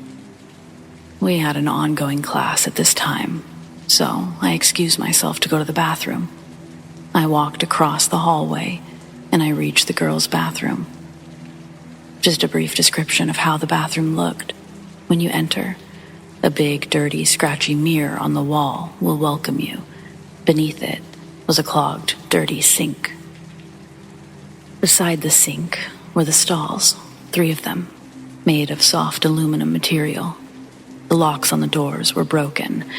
This is an important detail of the stalls. So when I entered the bathroom, I was the only one in the area.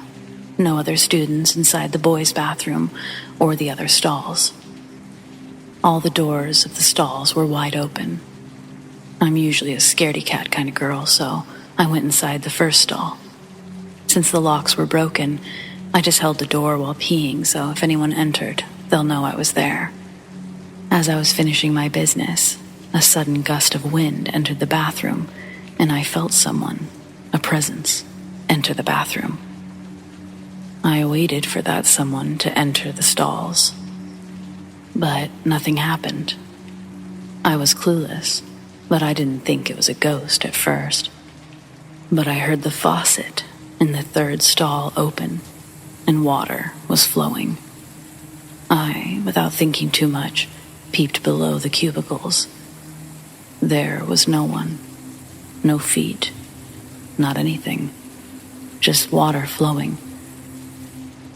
I was too freaked out. I hurriedly fixed my uniform, and when I was trying to open the door, it wouldn't even budge. Remember, the lock was broken, so just a little touch would have opened it, but it was not moving. I was so hysterical that I was punching the door so much it had dents in it. I was screaming and crying and really, really scared. I tried kicking the door, but it won't move. I screamed louder. My throat was getting sore until finally my teacher and the librarian came to get me. They opened the door, mind you, without any force. I was dumbfounded, and they asked me what happened. I told them everything. They just stared at each other and gave me a fine but worried laugh, and they helped me back to class. It was the scariest feeling I've ever felt because I felt helpless. I remember stories of other students seeing ghosts and such in that school. Some say that the schools were initially rice plains where salvage bodies were usually thrown. So, I guess that could explain it all, if it's true. 18 years passed, and that memory is still clear as glass. I hope that will never happen again to me. I have few stories left, but nothing beats this one.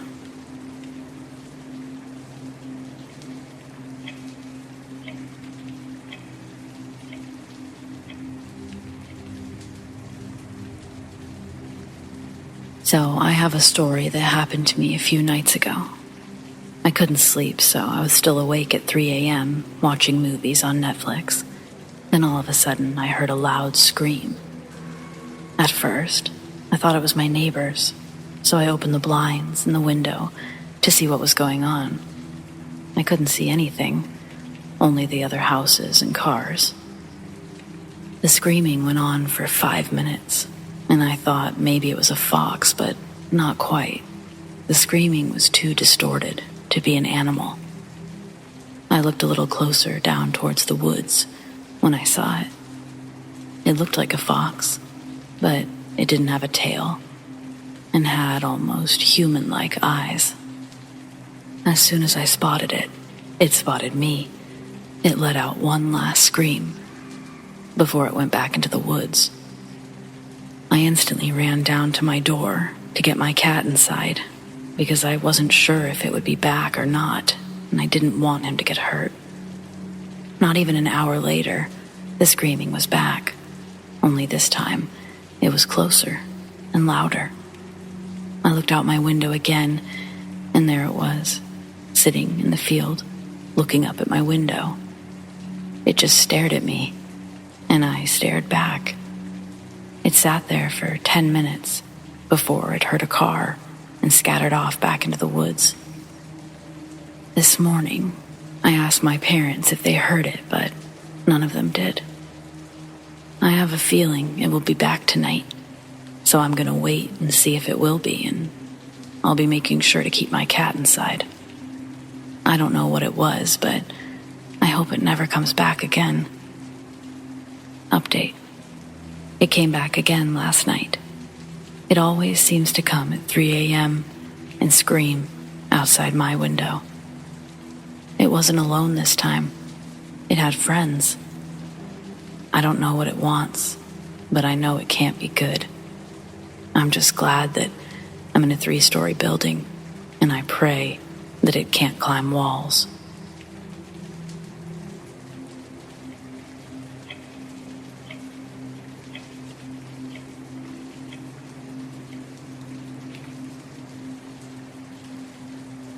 I live in Minnesota, in the U.S.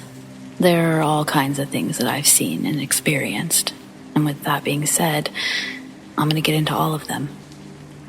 I'm a Pisces, and for those of you that are wondering, it's believed that Pisces are one of the closest zodiac signs to the spirit world, and I found this to be pretty true, at least for myself. Story number 1. It was Halloween. I was out trick-or-treating with a couple of friends for their mom. I was approximately 14 or 15 years old. My close friend was about 12. Her brother was about 7 years old.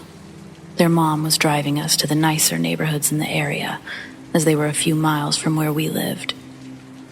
We were at the last and one of the biggest houses in the area. Side note, the streetlights were orange in color and were spread about 15 feet apart from one another, leaving large dark gaps between the lights at night.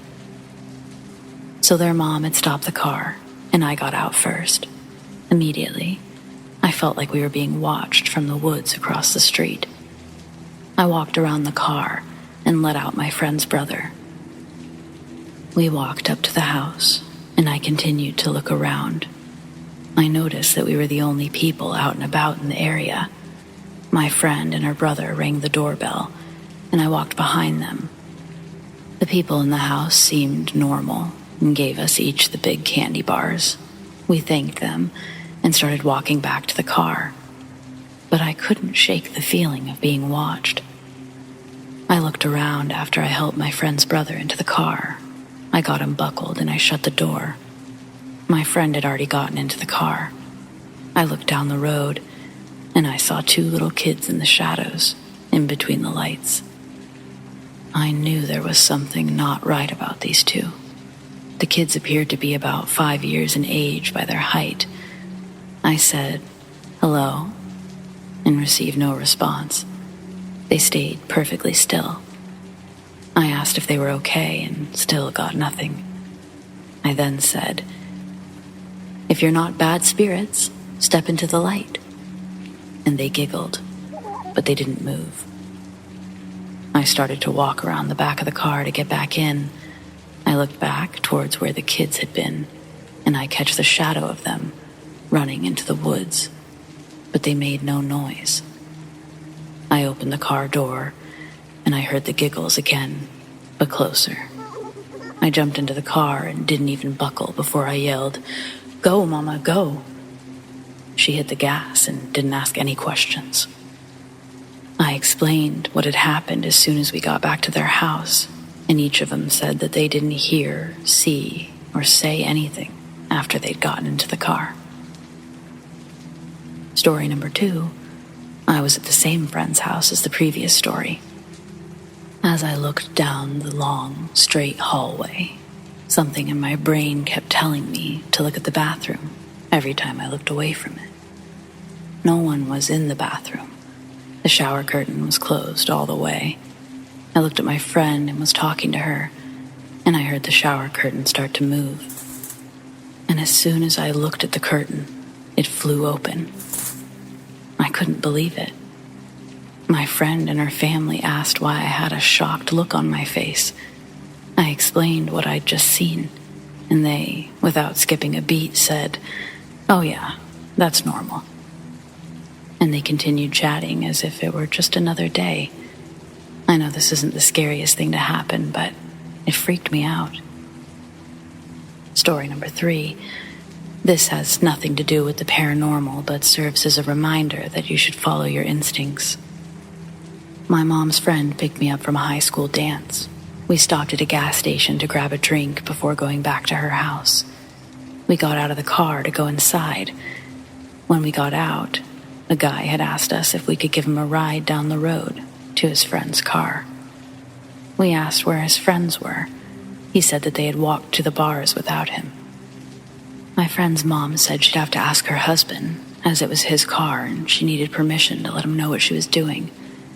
He agreed to let us ask him, but as we went inside the gas station, the guy stayed outside. When we got inside, we both immediately said that we had a bad feeling about the guy, and we didn't want to give him a ride. She called her husband and explained what was going on, how we felt about it. He agreed. If we didn't feel okay with it, we can tell the guy that he said no, and we had to go home immediately. We then got what we needed and left the store. The guy asked us if we could do it, and we explained that her husband said no, that we had to get home as soon as possible. He accepted the answer and left us alone. A week later, we read an article in the paper about a guy asking for rides. The folks that gave him a ride would be robbed, and if they didn't have anything on them, he would stab them and run away. It was the guy we said no to after the dance. Story number 4. I used to work at a gas station that's also famous for their food. It's popular in the Midwest. I would usually work the night shift from 4 to 11 p.m. I would walk home, about 2 miles. I would do this on my own, and I never had issues, other than a few times, where I'd feel as though I was being followed, even though I could never see or hear anyone. It's important to start off this way to show that I have no issues walking by myself at night, and I don't get freaked out often. One night, after I got home from work, I was just relaxing when I figured a walk would help me clear my mind. I got ready and left my house. I walked around a park in town and started to walk a different route home. I was about a block away from my house when I got a really strong feeling of someone or something needing help. And immediately, my attention was drawn to a house built into the side of a hill. There was a garage built underneath the house, and there was a long, jagged staircase in front of the house to get to the front door. Next to the front door was a big bay window, which is where I felt the feeling coming from. There was no sign of life at or inside the house, but I felt as though there was someone banging on the bay window, crying and screaming for help, asking if I can just open the door so they can escape the house. I found myself walking toward the house, almost in tears from the overwhelming emotions. I then stopped myself as it felt like I'd run into a brick wall of darkness. I felt an energy that told me if I took more than one more step up the stairs, I would be hurt badly, if not killed, by the dark presence. I continued to stare at the house for about 10 minutes, unable to leave but unable to help. I finally heard a car a ways down the other block, and I sort of snapped out of my trance. I started to walk away from the house, but kept looking back. With each step I took away from that house, a feeling of hopelessness continued to grow. I walked past the same house thousands of times, both day and night, and I've never felt anything like that since, anywhere else or from that location. This was in 2016. This is a much longer post than I expected, so I'll end it here. I know many of you will be skeptical, and that's okay. I would be too.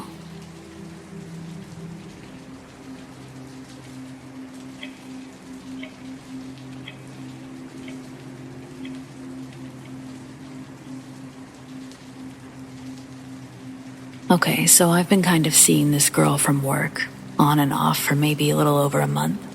It's still kind of early and we haven't defined anything about our relationship, but we do go out, or at least communicate in person a few times a week. We're in different departments, so I don't get to see her as much as I'd like. When we get the chance to be alone, I like to seize the opportunity.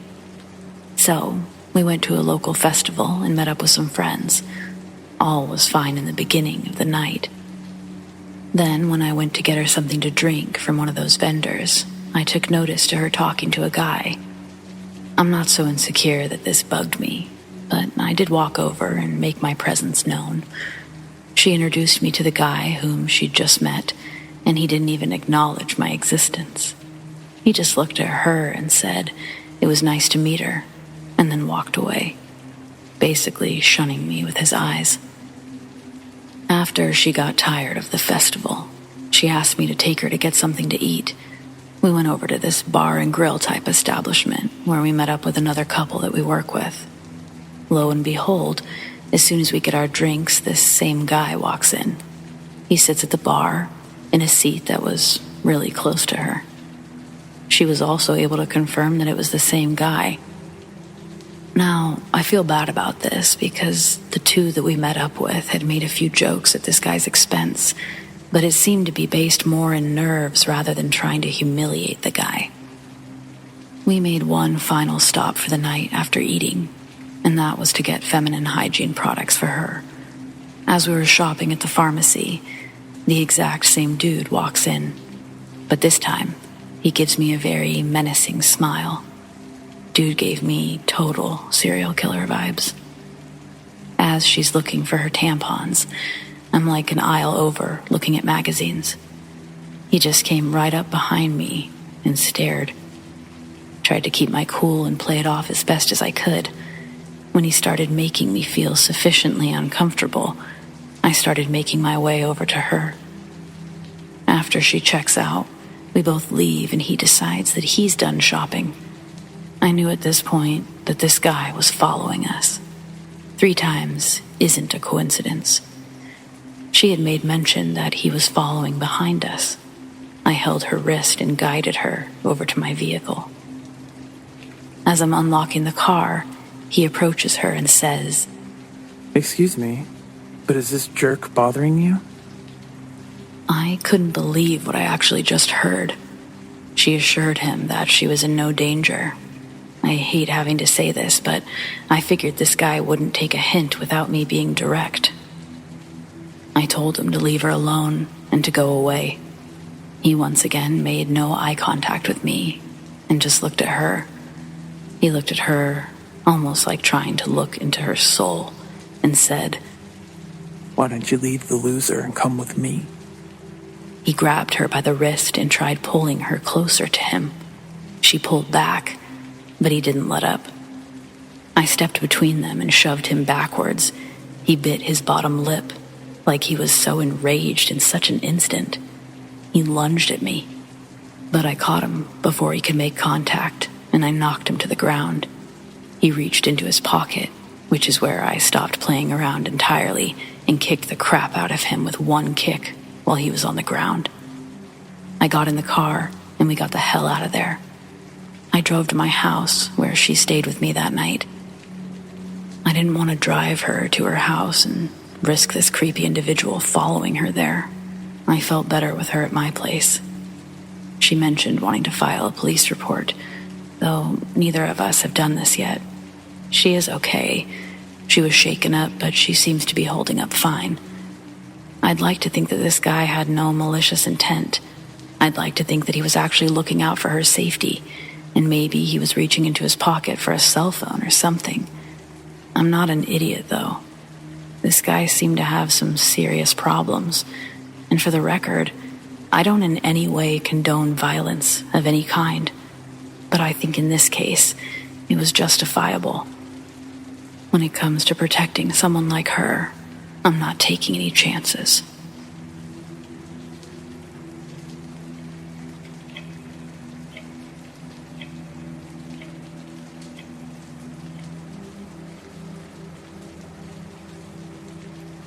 Now to start this off, I'm a 29-year-old man, and 3 times a year I head up to the Georgia mountains to camp, fish, and have a great time.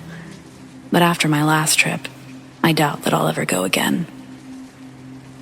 I had been super excited the week before I was to head up to Georgia, and when the day finally came, I could have died from happiness. I loaded up my dog buddy and all of my gear and started the trip. About an hour into my trip, I saw a road that I'd never been on before. I decided I would take an hour to look around and go back to the main road. I lost track of time, and before I knew it, the sun was setting. I grabbed my gear and buddy, and we hiked about 10 minutes before finding a nice clearing in the forest. I set up camp and looked around my camp. I saw a small, man-made trail leading into the dark trees and decided that me and Buddy needed a walk. I grabbed my walking stick, Buddy's leash, and a headlamp. We headed into the trail. I knew something was wrong when I couldn't hear a single insect or animal. Me and Buddy stopped at the little creek when I saw something terrifying. 2 eyes reflecting from the headlamp. This thing was really tall, like 6 or 7 feet, and the eyes, they were too big to be human. My dog is usually very protective of me, but instead of barking or doing something, he whimpered and peed on my leg. I've never seen him act like this before. He's seen bears before, and he's scared mountain lions away, but he's never peed like this. As Buddy kept whimpering, I felt terrible, like this thing hated me and it could rip me to shreds if it wanted to. Then it made the scariest noise I've ever heard. Sounded like a maniac screaming. Me and Buddy bolted back to our camp. In our camp, I could still hear the thing. Needless to say, I was not staying here. I packed up the camp as Buddy stood watch. We ran to my truck and got out of there. I went straight home. I didn't sleep the whole night. Later on, I looked on the internet of what could have made that noise. Nothing even came close to it. I really don't know what it was, but there's something weird in the woods of Georgia.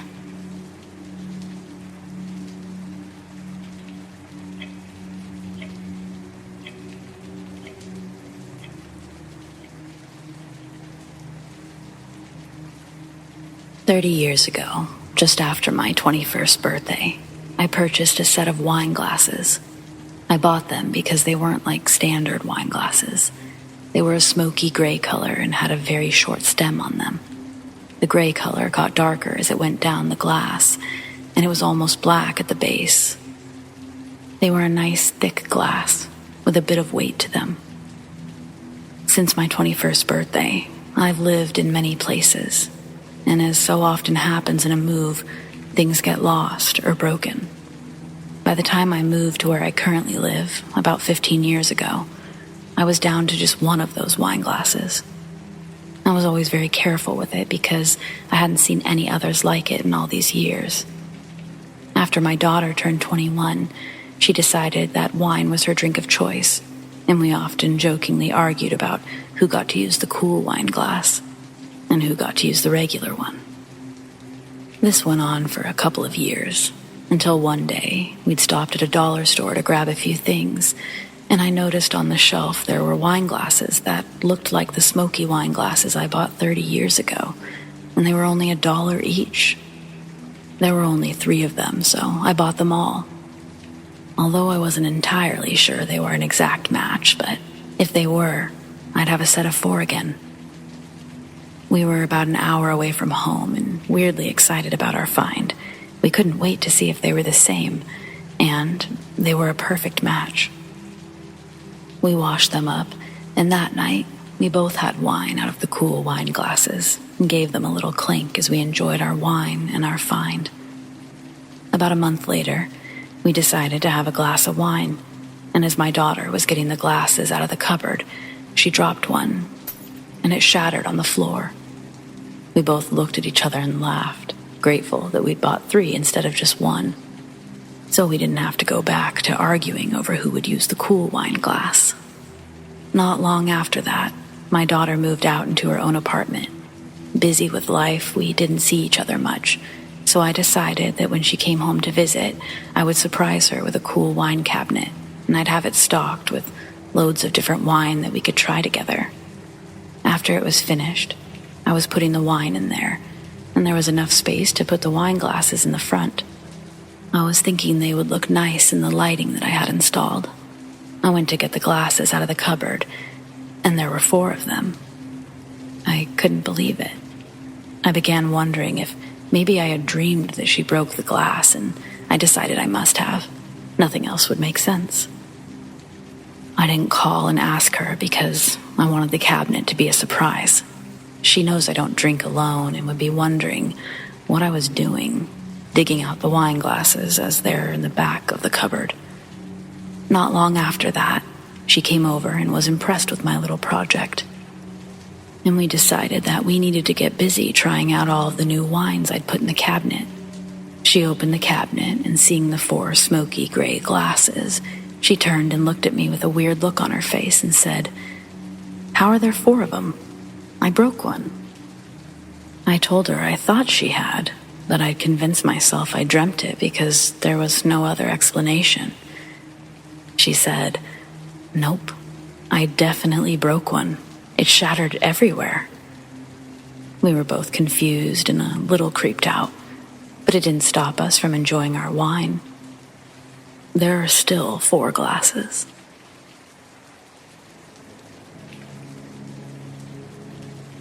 Most of my experiences are from my childhood, and a couple of things happened while I was in high school. I have only one major event in college, and this is it.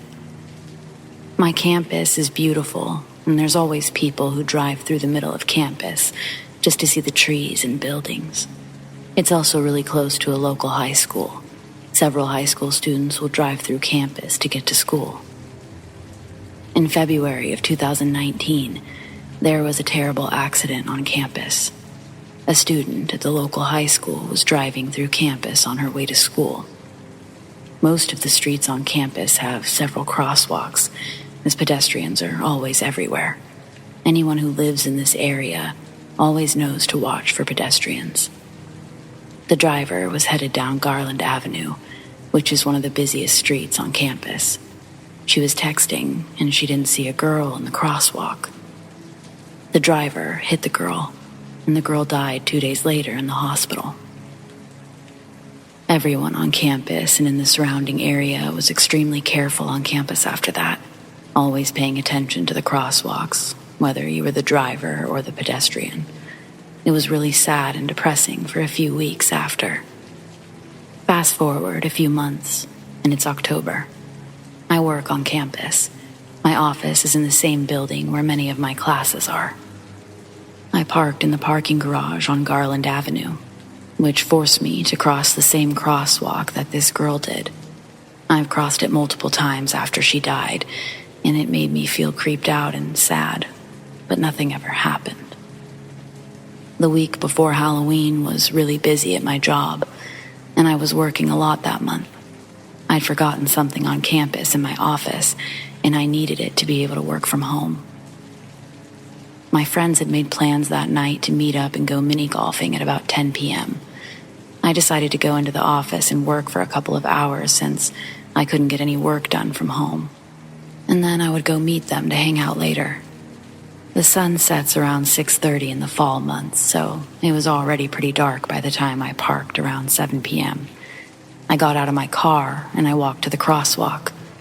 I crossed 3 lines of the road and happened to look up right when I got into the 4th lane of traffic.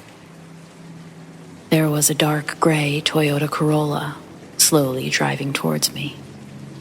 I stopped dead in my tracks, and I'm not sure why I didn't just keep walking. Something felt off about this car. The windows were very tinted, to the point that I couldn't see anyone inside the car. The car stopped about 10 feet from me, and it started to rev its engine. That snapped me out of whatever trance I was in and made me take the final steps to the sidewalk. The car sped off to the stoplight, up the road, and it disappeared around the corner of the street that led to my building. I shook my head, thinking it was some stupid college kid just trying to show off or be cool. I weaved through some dorms and finally got to the next crosswalk that crossed the driveway to the side door to my building. This crosswalk is a one-way street. It connects to the street that I previously crossed. I looked to my left for any oncoming traffic, and there sat the same car. I waited for the car to drive by, but it stopped and flashed its lights at me. I guess this meant he was trying to let me cross. I went ahead and started to walk across the street, but when I got to the middle of the road, the car lurched forward and stopped about 12 inches from me. With that, I scurried to the other side of the road and turned around to chew out the driver, out of anger for almost hitting me. I turned around to the driver's window, which was also very tinted. It slowly rolled down, only to reveal that no one was inside. I blinked. I rubbed my eyes just to make sure I was seeing a driverless car. I looked in the back seat to see if there was somebody hiding back there, trying to freak me out. But there was no one in the passenger seat or the back seat either. The driver's seat was upright, so I knew they weren't simply laying down to avoid me seeing them. I felt the hair on the back of my neck stand up, and I got a chill down my spine. I quickly hurried to turn around to the door. I scrambled to get my keys out to open the exterior door, and I heard a car door open and slam shut behind me. I didn't dare turn around because I didn't want to see who or what was behind me. I finally got the right key to go into the door, and I slung it open and got inside. There was another set of doors that I had to go through, and I turned around when I got through them. Both sets of doors were glass, so I could see outside. The car was gone. I tried to block it out as someone pranking me, since it was so close to Halloween. I turned to go down the long hallway of the building that I worked in. This hallway had motion-activated lights that really sucked. The motion sensors didn't work very well, so most of the time, they wouldn't turn on when you walked past them. I had never seen them on unless the switch was flipped. They really only ever turned on when you did that, instead of turning on when someone walked by. This hallway had faculty offices and a few computer labs in it, but it was really late. Everyone had pretty much gone home. There was no one in the offices or the computer labs as I made my way through the hall. I started walking down, and the lights all turned on at once, all the way down the hall. This only happened as someone flipped on one of the switches. There were only 2 switches, one at the end by me, and the other at the the far end. I was looking in the direction of the second light switch, and I didn't see anyone walk by to turn it on. I didn't see a hand from around the corner flip it or anything. I knew there was no one behind me who could have switched on the light from there. I was about 5 feet from it, so I know I didn't hit it by mistake. I thought it was odd, and I got a shiver down my spine, but I kept walking. I finally made it to the end of the hallway, and I felt someone watching me from behind. I turned around really fast to see who it was. I looked, but there was no one there. I would have seen someone duck into one of the classrooms or office suites. All the doors were closed when I walked by. I would have heard a door open and shut, at the very least. When I decided I was crazy and that no one was there, every single light turned off at once, like someone switched the light switch again. I was looking at both light switches, and neither one had moved. With that, I quickly made my way through the open part of the building to the staircase that led to my office suite. The staircase goes to the lower level of the building, and there's a landing on the second floor, which I was currently on.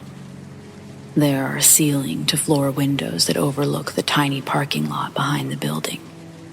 There was a girl standing there, facing the windows, with her back to me. She had long brown hair that fell to her lower waist. I could see that she was wearing jeans and a white top with a large red pattern on it. It was very odd. The red splotches were random and looked almost like paint. I called out to her to say, "Hello," so I didn't startle her, but she didn't turn around. It didn't seem too strange, since most of the janitorial staff cleans late at night. They typically have earbuds in to pass the time with music or podcasts or whatever they're listening to. It was common for them to not hear people walk up, especially since it wasn't common for others to be there after hours. I shrugged it off and started toward the staircase. But then a thought occurred to me. I looked back at the girl who hadn't moved. She was just standing there. She didn't have a mop, broom, trash can, or any other janitorial supplies. I stepped down onto the first step, and that's when she slowly turned to face me. I almost puked when I saw her face. She looked to be about my age, late teens, early 20s. She was gorgeous on one side of her face, but the other side was missing. By missing, I mean that her skin was shredded. It was gone, and I could see her skull, jawbone, and teeth. From what I could tell, her expression was anger. She was furrowing her one existing brow and narrowing her good eye at me. She started walking across the landing towards me with her arms outstretched. I couldn't rationalize what I was seeing. I had no idea how this girl was standing, let alone moving towards me quickly. The whole left side of her body was shredded, just like her face. I could see parts of bone in her arm and leg. Her clothes were torn on that same side as well. I realized that the red paint I had seen on her shirt was indeed blood. I finally let my brain take over my body, and I darted down the steps and immediately to the door to my office suite. There's 4 offices down the long hallway that make up my suite. My office was at the very end of the hallway. Like the first hallway upstairs, this one had motion-activated lights as well. They could also be turned on by flipping a switch on the wall. I fumbled with my keys, trying to get the exterior door opened. Finally, I jammed the key in and turned. I jerked them out and practically ran down the hallway, flipping the lights on as I went. At the end of the hall was the door to my office as well. I again fumbled for my keys to get the door unlocked. Before I could, I heard a slow, methodical knock on the door behind me. All of the classroom and office doors in my building have a long, skinny window in them, so you can see who's knocking on your door. I turned my head and let out a scream when I saw the same girl at the door. This time, she smiled at me, but it wasn't friendly. It looked evil, like she enjoyed my torment. I willed myself to turn back around to my office door and finally managed to get it open. I slammed it shut behind me, and it locked automatically.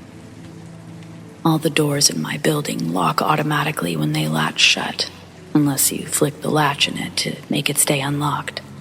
This is a safety precaution to prevent school shooters or intruders from having easy access to classrooms or offices full of people. I scrambled to the far wall of my office, which I shared with 3 other people. It's the largest office in the suite, since there were 3 student workers who had desks in there. There was also a gigantic printer for posters and signage and such. If you were at any of the computer workstations, you couldn't be seen from the door's window. I flattened myself against the far walls, and I tried to slow my heart rate and breathing while listening for any signs of the girl that I'd seen. It was quiet, and usually when the exterior door opens and shuts, you could hear it. It was a heavy door that had one of those arms attached to the frame that would cause it to slowly shut unless there was a doorstop holding it open. It was against university policy to prop a door open for longer than absolutely necessary to eliminate opportunities for intruders or school shooters. After about 20 minutes, I picked up my phone and I called my then boyfriend. Not that he could really help me much since we were long distance. He lived 6 hours away in a different state, so it wasn't like he could drive to campus to comfort me or protect me. He answered the phone grumpily since he'd been taking a nap. I told him what had just happened, and he quickly shut down any suspicions by reminding me that it's only a few days before Halloween. He suggested that it might be a group of college kids playing a trick on me. I agreed and apologized for waking him up, since he was clearly unhappy with me. He didn't believe in anything supernatural whatsoever, so I wasn't about to suggest what I knew deep in my stomach. This wasn't a prank. This was some sort of spirit trying to scare me, get my attention, torment me. What it was trying to do was unclear at that moment, but I knew that it wasn't a living human. I just shook my head and tried to clear my thoughts. I pulled out my laptop and began working on the project I was trying to get finished. I worked for 3 solid hours, and I looked at my phone during a break. It was just after 10 p.m., and my phone was dying. I decided that 3 hours was enough time. I needed to get home before my phone was completely dead. I started packing up my things and began making my way back towards the door.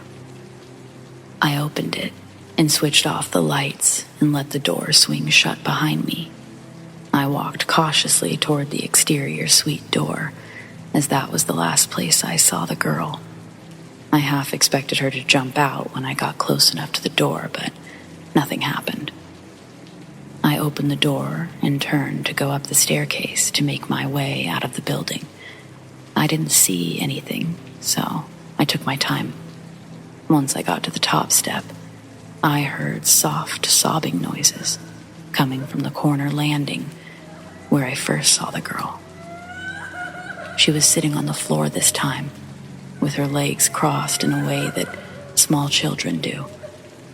Her head was bowed, looking down at the floor in front of her, and she was shaking slightly from the sobbing.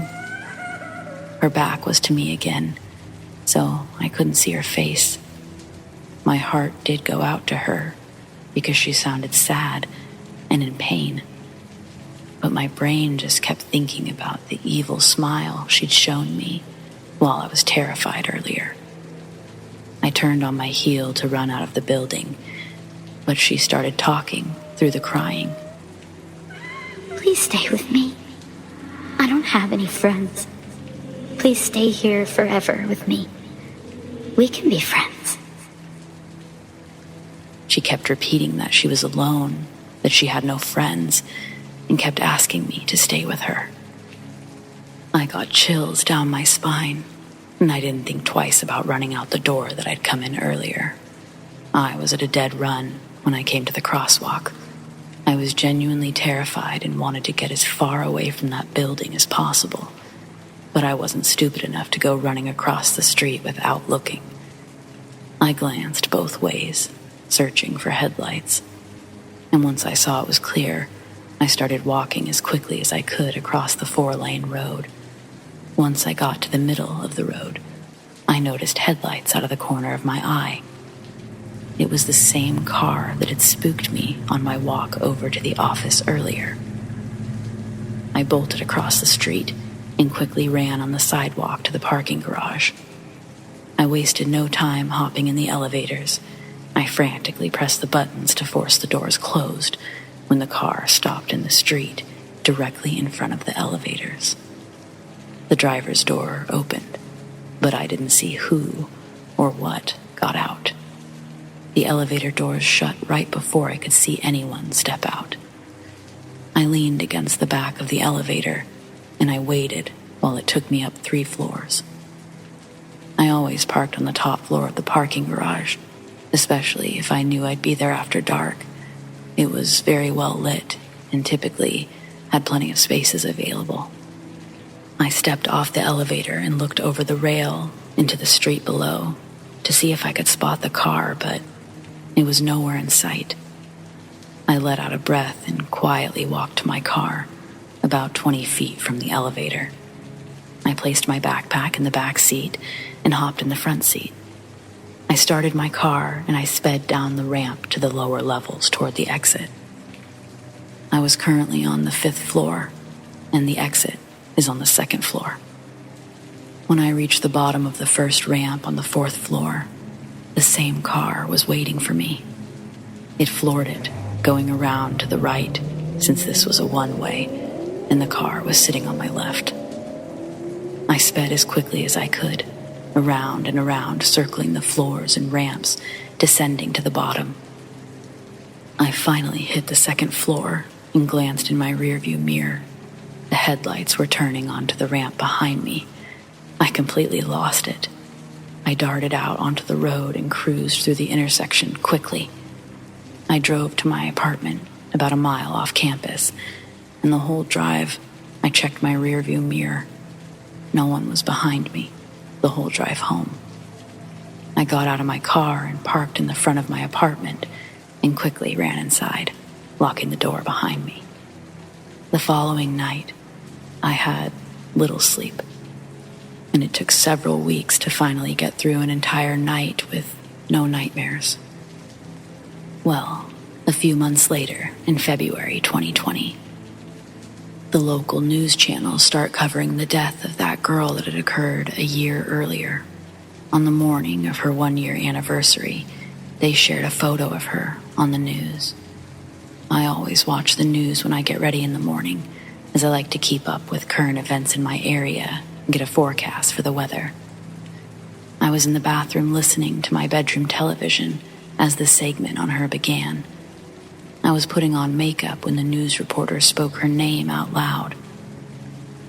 I won't repeat her name just to protect her identity, and I don't want to draw attention where it isn't wanted. But I got a chill down my spine when her name was said on the TV. I dropped everything I was doing, and I went to sit on the edge of my bed to watch the story.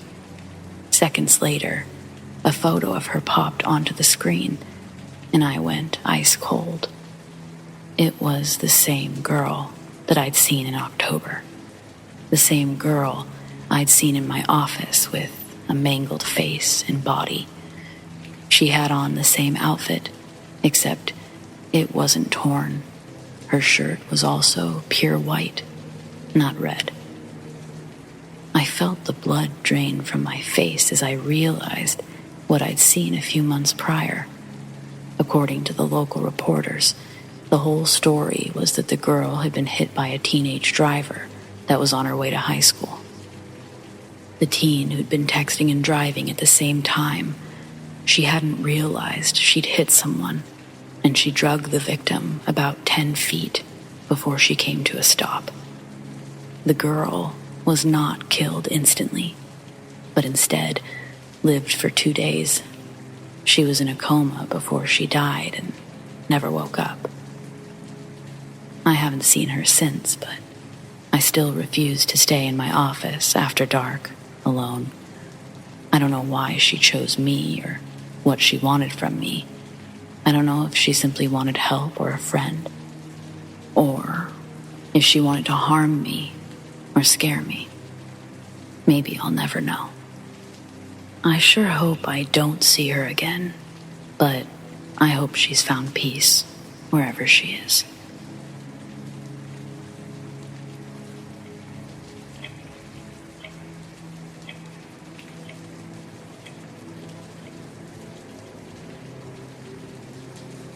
This happened last Halloween. I spent a few nights at Rolling Hills Asylum with a friend of mine, and to be honest, at first, I was really skeptical of the whole place, due to the owners acting like the ghosts just come out and chat, like Casper. Nonetheless, I had a weird experience that made me lean more towards believing something is possibly going on there.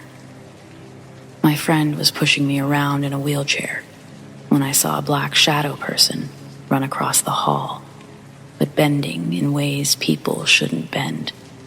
So I got up and froze, and to my surprise, my friend just goes, "What? Someone just crossed the hall?" And I said something along the lines of, "That wasn't human."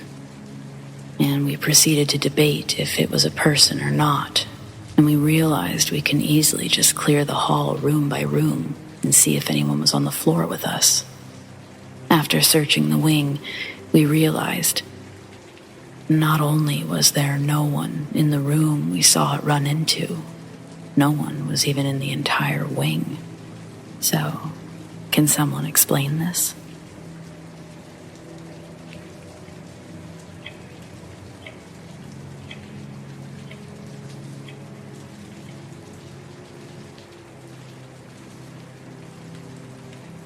Last Halloween, I had a friend over so we could do festive things and watch some old classic Tim Burton movies.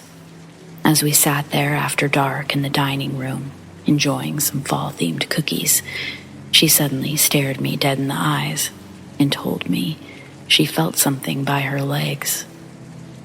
When prompted further, she explained that she'd put her hand on her lap with her cookie in it and felt what seemed like a dog brush by to reach for the cookie. We have a big dog in addition to our puppy, so she looked down expecting to see him under the table, and there was nothing there, but she swore there was a presence of a black dog under there. None of our dogs are black, and none of them were under the table. We did, however, have a black lab that died about 7 years ago. She didn't know this, and I saw how freaked out she was. After that, I felt my baggy sweatpants bend inwards, as though I was bending my leg. I was not.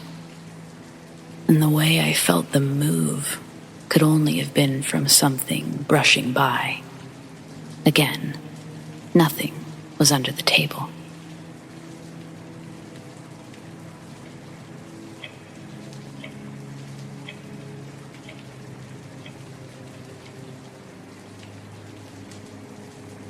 It was about 8:30 p.m. While taking out the trash at work with a coworker or roommate, a large dog approached us. It seemed to be galloping. It wasn't walking normally, like an animal should. Despite the many surrounding lights, the dog appeared to be entirely black. It was silhouetted just enough that you could see its muscle definition. I could see a slight reflection in its eyes, and it seemed to lack a shadow. My roommate and I both expressed having different experiences and visions of the dog. When I initially saw the dog, I interacted saying, "Aw, dog," in excitement. For me, it proceeded to sit entirely still on the cement, staring like a statue. What I saw was a large, fluffy, black dog, lazy ears, similar to a Newfoundland dog. My roommate expresses seeing the dog as a large, very muscular, aggressive-looking black dog that stood rigid the entire time, staring like it wanted to attack. It was short-haired, muscular, and had pointed ears. I jokingly stated that the dog looked like a skinwalker, not really anticipating that anything would happen. Then, we immediately felt a wake of dread fall over us. Something was wrong. We both saw the dog's jaw open, almost as if it was about to bark. We heard a distant yet extremely clear, high-pitched yell saying, "Come here." The dog immediately turned to take off. We turned around the corner. The creature was unreasonably far up the road for the short amount of time that it was not being observed. It was wobbling, crossing its paws, walking oddly. When it turned left around the corner, it seemed to nearly stand up on its hind legs, walking on two legs, just before passing around out of sight. The rest of the night was just as interesting. We had trouble with certain objects, slightly moving places, nudging a bit, settling. It quickly became more aggressive, and then, just as we're about to leave, we heard a loud and persistent knocking coming from the front of the store. We quickly went to our cars. On the drive home, I tried to blast music and ignore what I'd seen. I heard whispering coming from my back seat. I couldn't quite make out the words. It just sounded like whistling, almost. But get this, I saw a random antique clawfoot bathtub on the left side of the road, in a field. It was certainly not there the day before, or even that morning on my drive there. The kicker, I was watching the sidelines of the roads for animals, and I most certainly saw a buck. He was leaping out in the front of the road, a good 50 feet ahead. I slammed on my brakes, but when I got closer, it was merely a bush. Perhaps I was just paranoid, but this is all very concerning.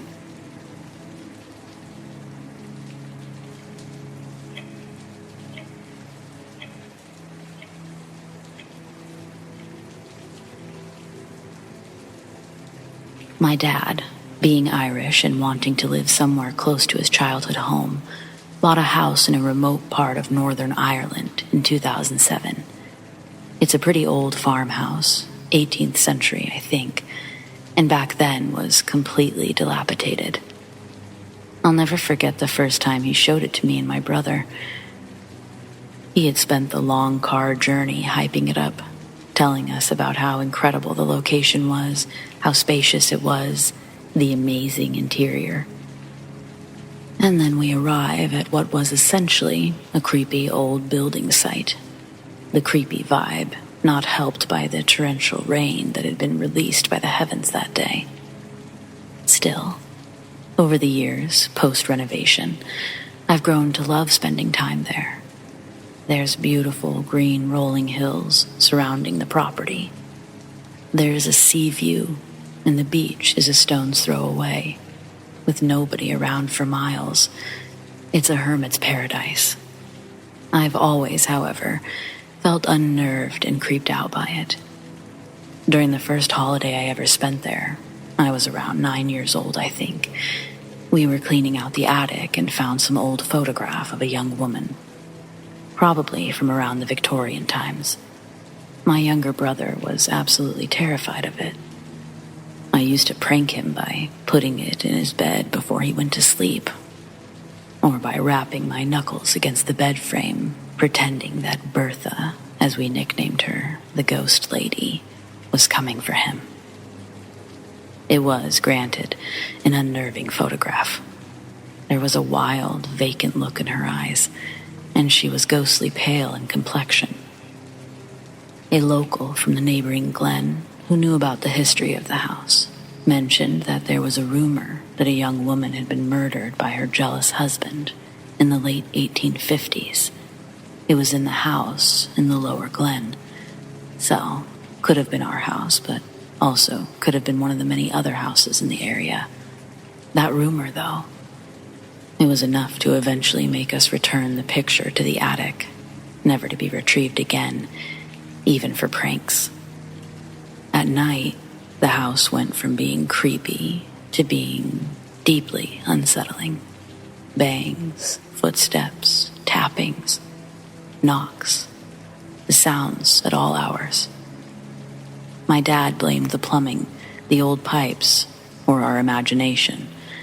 And that was what we would tell ourselves too, except that it would happen while the pipes were cold and when there was nobody around. I remember one morning, my dad and I drove to our nearest village to pick up coffee and the newspaper.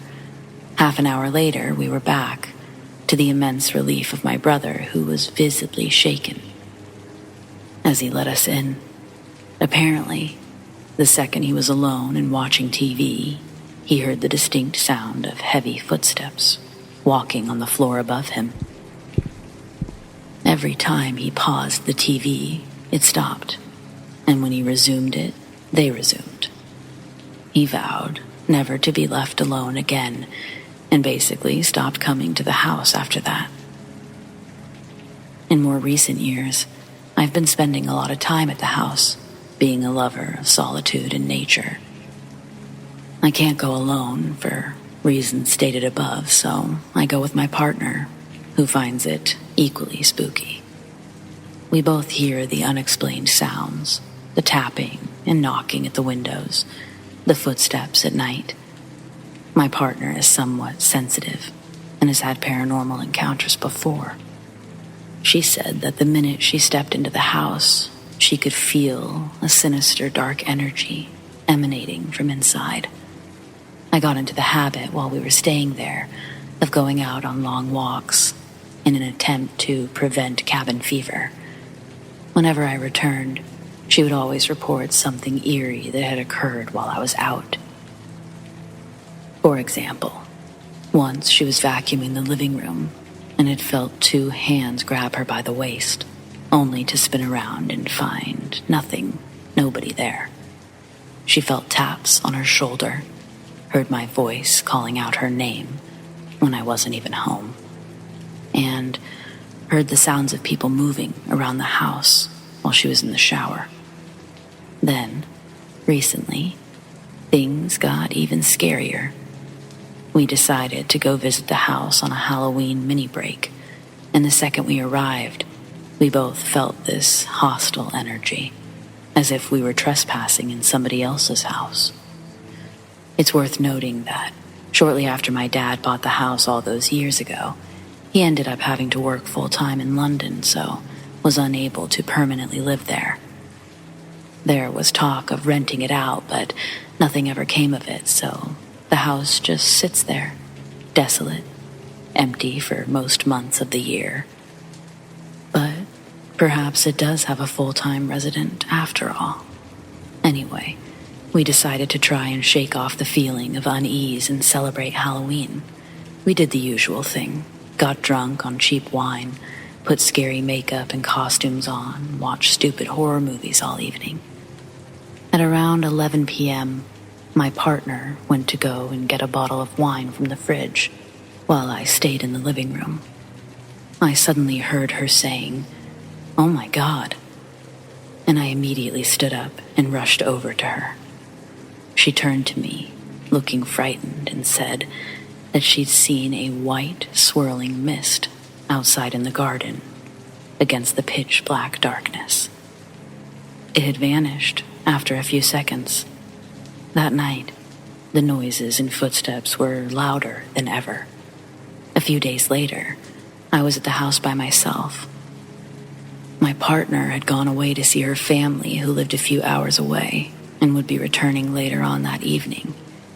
I was sitting at my desk working downstairs in the living room, trying to ignore the growing uneasiness I was feeling.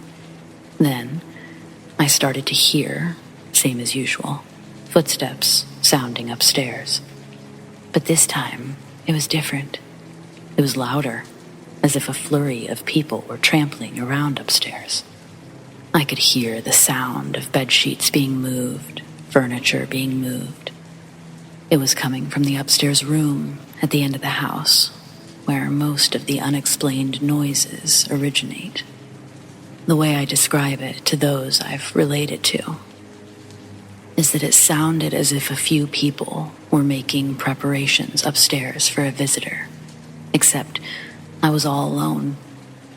I was petrified and immediately phoned my partner. I told her what was happening, but it was so loud that she could hear it over FaceTime.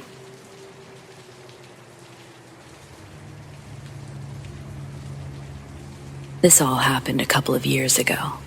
To give a bit of background, I, a female, own a holiday house out of the country that I look forward to every summer. I go for weeks to months on end, and I love it. The only issue is it is slightly isolated. The closest neighbors are about a 20-minute walk, and they're the only people on my street or near me. I want to add that this house is over 100 years old, as it's a small cottage and it's been passed through my family for generations. The neighbors are farmers, so they're not usually home. This all went down one Tuesday morning. I was baking with the door open to let the fresh air in as it was sunny outside, and we don't normally get that in Ireland. A knock on the door jolted me up from my daydream-like state. A somewhat raspy voice called out, "Hello, dearie." I was taken aback. I shot around to see a small old lady at my door. Her short gray hair twinkled in the sun. I said hello and asked what she needed. She claimed she didn't want to interrupt me and asked if it was an okay time. I replied, of course, but emphasized again on what she was doing now, practically standing in our kitchen. She asked, did we know Mary? I said, no, I've never met somebody named Mary, surprisingly. She said that was all right, and left. I only realized as she walked out the door that she might have been lost or needed a lift home, as the road isn't safe due to the tractors. In our house, you have to go left and then straight after you head out the door to get to the wall and the gate. The wall is quite small, so anybody can hop it or sit on it. I ran out the door after her to see nothing. There was no electric cars at the time, so she couldn't have been using that. I have a very clear view of up and down the road for many, many miles, and I can't see her. It was like she just disappeared. This story still freaks me out to this day. I only realized today that the very original owner of the house's name is Mary. I hope she rests well, knowing that there's a family that loves her house as much as she did.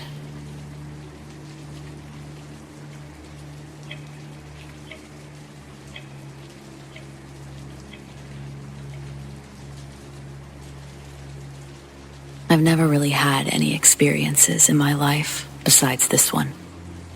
And I have a skeptical mind, but I'm very open to the idea of the paranormal. I want to believe. However, I have no explanation regarding this incident. It happened to me and a couple of friends in 2011, and I've never really told anyone other than my significant other. We were 19 and in a ghost hunting phase, and we'd been to some reportedly haunted sites. Didn't have any experiences to speak of, though. But we'd heard of a small abandoned village, hamlet, a short way out of the city, that we were told was very creepy and unsettling. Side note, my grandma it turns out was actually born there, of all places. It was a very small, quote-unquote, town, with maybe 50 to 100 people, that was abandoned, reportedly overnight in the 50s. We decided to go there after dark one evening. All that remains is the collapsed general store, one house, and a perfectly preserved Ukrainian Orthodox church. The small house had the windows and doors removed. We explored inside. There was still wallpaper in the bedrooms and the living room, and some of the old kitchen items in the kitchen. It was creepy, but mainly because it was dark in the middle of nowhere. We took some video of the inside and left shortly after. When we got home, we watched the video and didn't see anything, but we picked up something that sounded like a girl saying, "Please, no." It wasn't clear, so I didn't really think it was anything. Something compelled us to go back a few weeks later, and this is where shit got real. I decided to print off some questions in Latin because I saw a YouTube video saying that an inhuman spirit would respond in Latin. It was mostly to creep out another friend that tagged along this time. I was a jackass. The second we drove up to the house, the feeling was different this time. I felt dread. The three of us, our one friend refused to get out of the car, decided to go back in the house, and we discovered that it had a dirt cellar this time. So, we went down. It was your average dirt cellar. Absolutely nothing in there except a few old broken jars. We went back upstairs. One friend went back to the car. I stood out on the front porch, leaning into the window, while my other friend stood in the grass maybe 10 feet beside me. This is when I decided to start asking the questions in Latin while recording. I asked things like, "Is there anything here? Who, what are you?"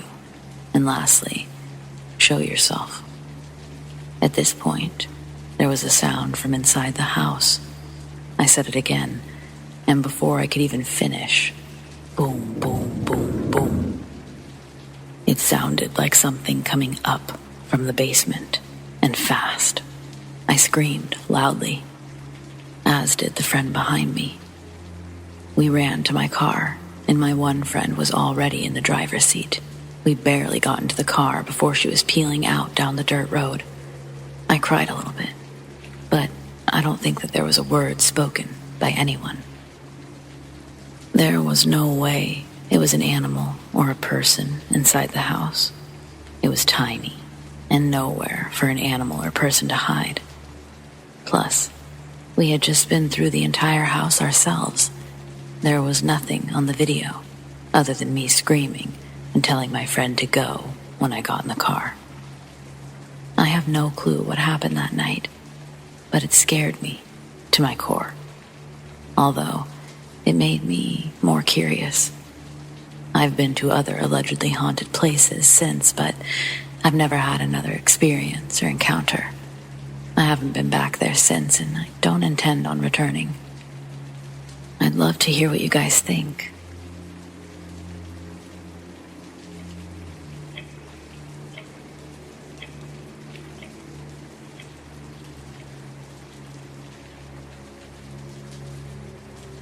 Several years ago, maybe a year or so after I finished high school, I was with a group of friends. I'm going to change their names, including my own. Anyway, this group of friends and I were quite bored on a summer night in a small town. So naturally, we broke out a Ouija board. Like most places, we had our local ghost stories. You know, the tales told to kids to keep them out of the woods. Well, we took our $12.99 glow-in-the-dark Ouija board to one of our town's most infamous spaces at midnight.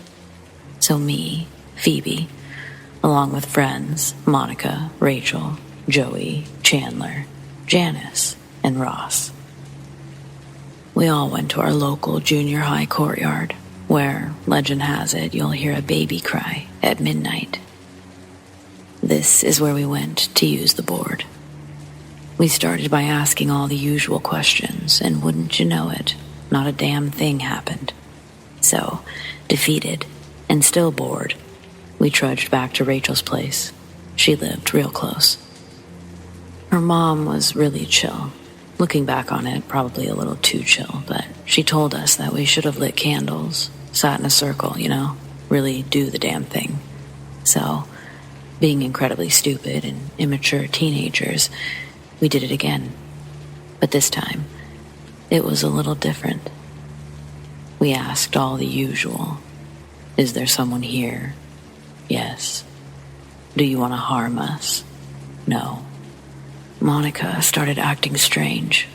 She was breathing kind of heavy, tearing up. No one else really noticed, but I did.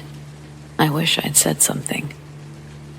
Rachel asked, "Do you want to tell us something?" Yes. What? Joey and Chandler had noticed by now that Monica was visibly and audibly upset. We met eyes. Not wanting to break the link that we created, without words, we agreed to let it ride. What?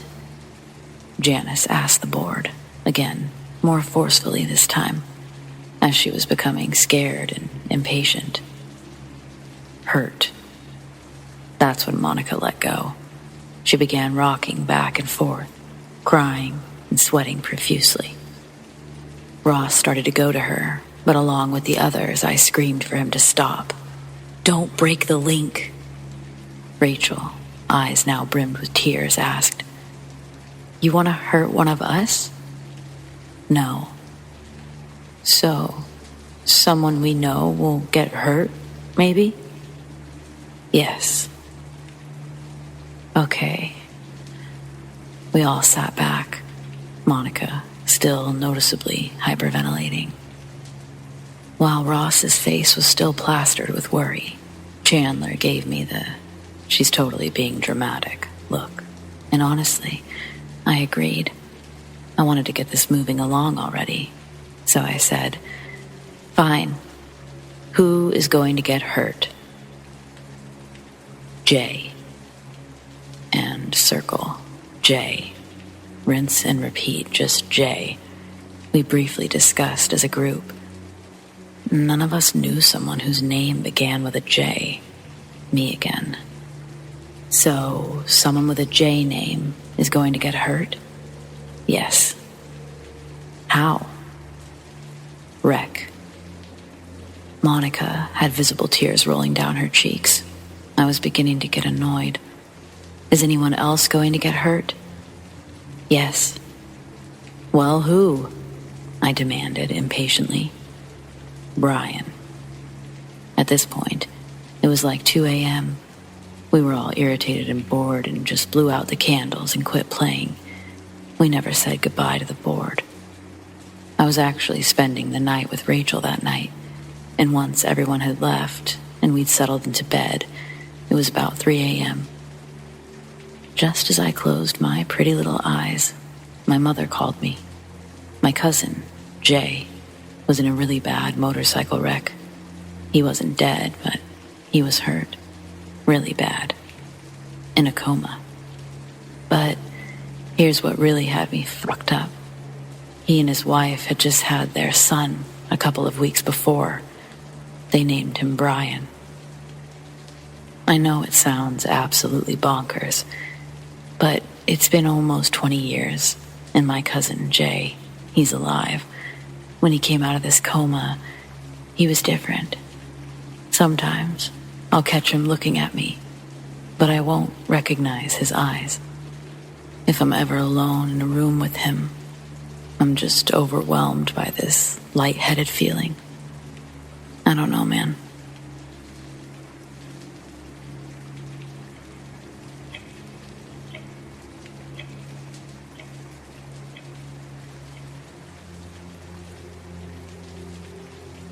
Recently, I've been reminiscing on my paranormal experiences, and I thought I'd share one. I'm pretty sure the last house I lived in was haunted, and here's why.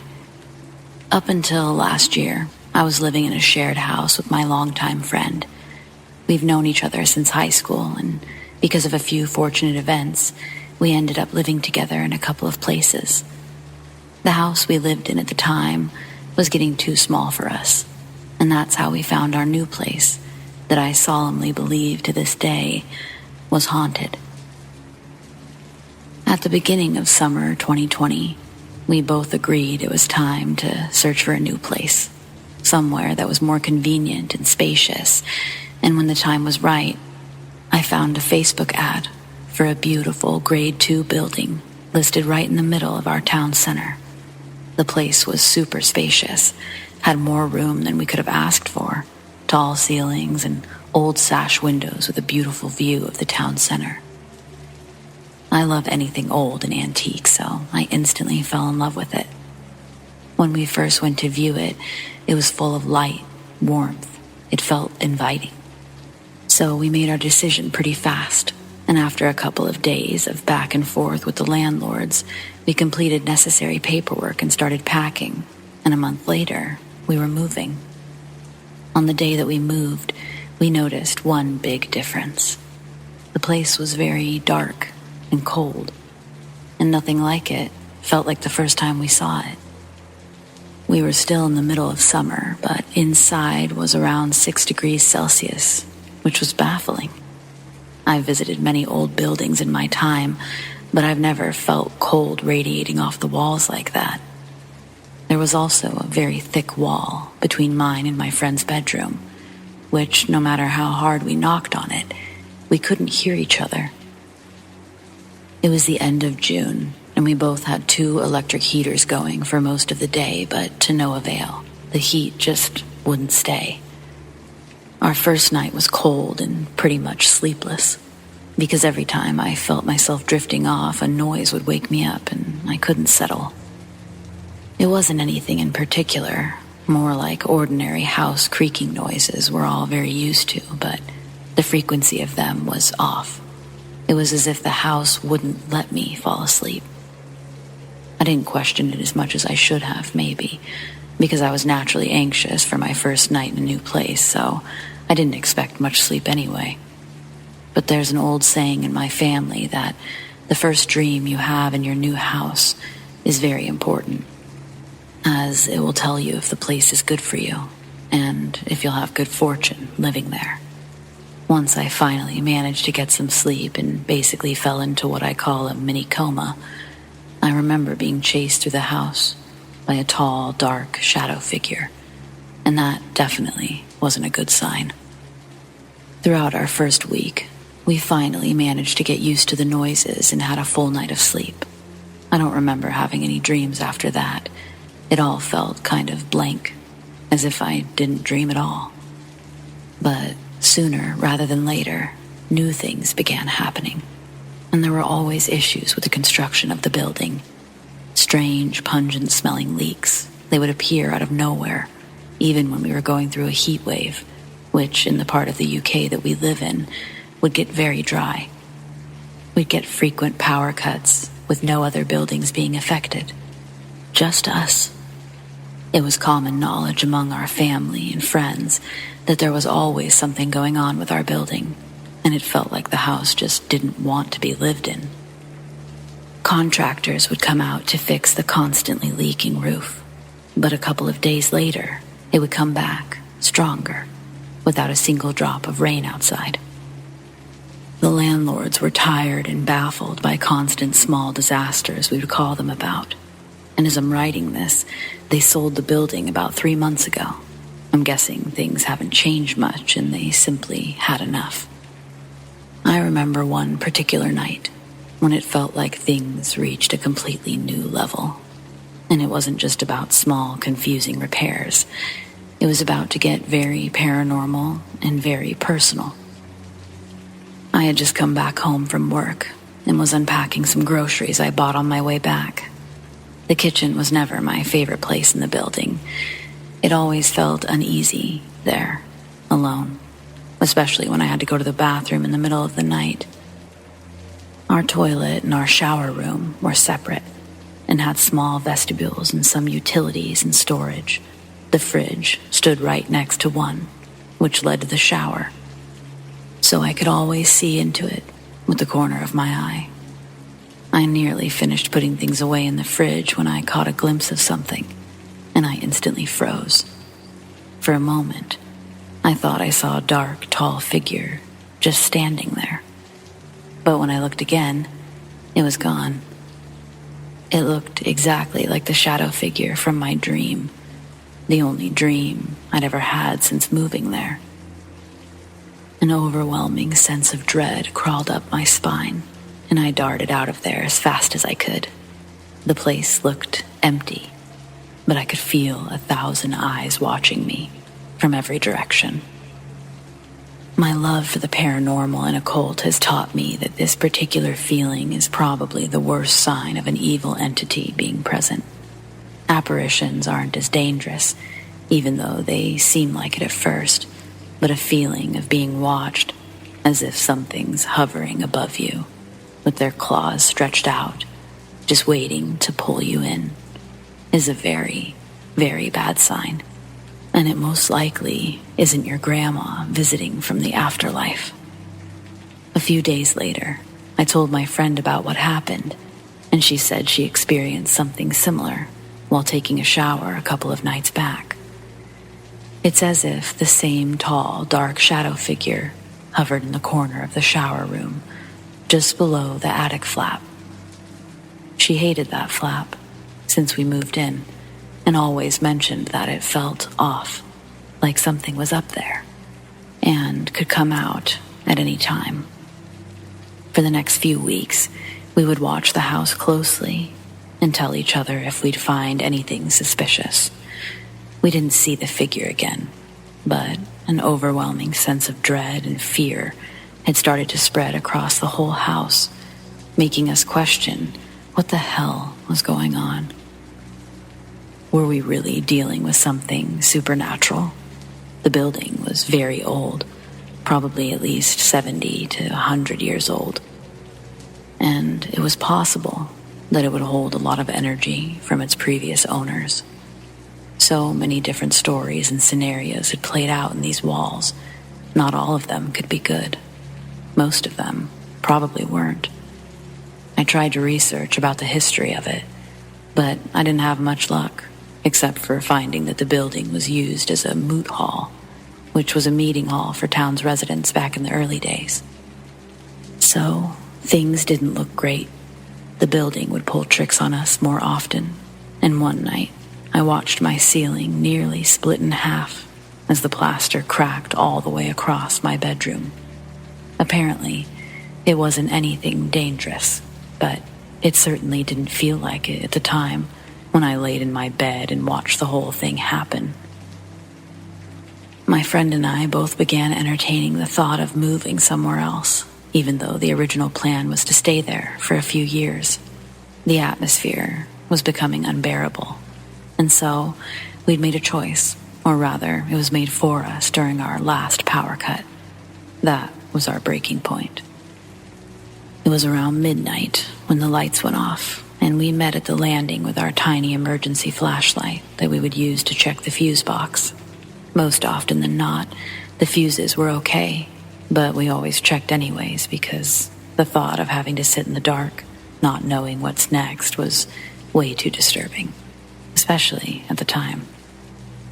We went down 2 flights of stairs to get to the awkwardly fitted fuse box right below our tall ceiling, and we began investigating when my friend's shoulder got pulled back, as if someone was trying to grab her. We both screamed, and we ran back to my bedroom, where we hoped and waited for the power to come back. It was probably the longest 2.5 hours of my life. We didn't wait long before applying for a new house, but every new place we found just wouldn't happen. There was always a different reason, like the paperwork issues or other applicants got ahead of us, etc., etc. I eventually moved back in with my parents to save up for my own place, because the chances of us getting anything looked more bleak with each week, and we didn't want to stay in that house any longer. And that's how I left that house. Sometimes, when I visit the town center, I walk by the building and I feel the same sense of dread from before, as if something or someone is staring down at me, wanting to reach out and pull me back in to finish what it started. And time to time still, I get the same dream I had the first night we moved in there, but I always manage to get away. I wonder what the new residents have to deal with, and if they're okay.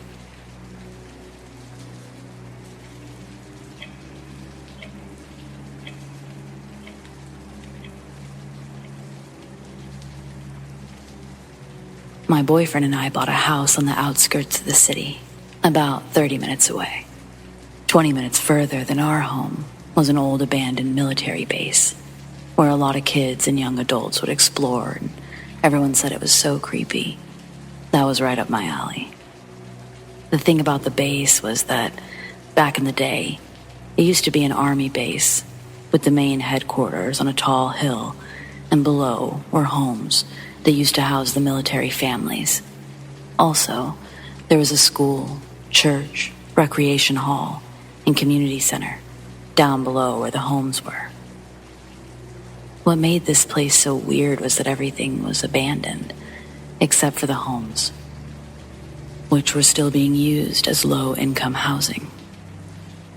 To top off the creepiness of it all, every home had a tunnel going from the basement up the hill into the main base.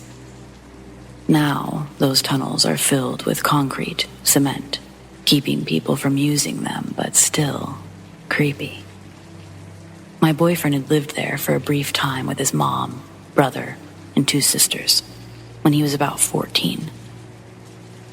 Him and his sisters have stories about seeing things in that house, including a small girl running through the hall to their mom's room. And when my boyfriend got up to check, it wasn't either of his sisters, as they were still in bed, and there was no one in his mother's room. But I digress. One night, we were at home with a few friends, sitting around the fire pit, when someone suggested we go check out the base.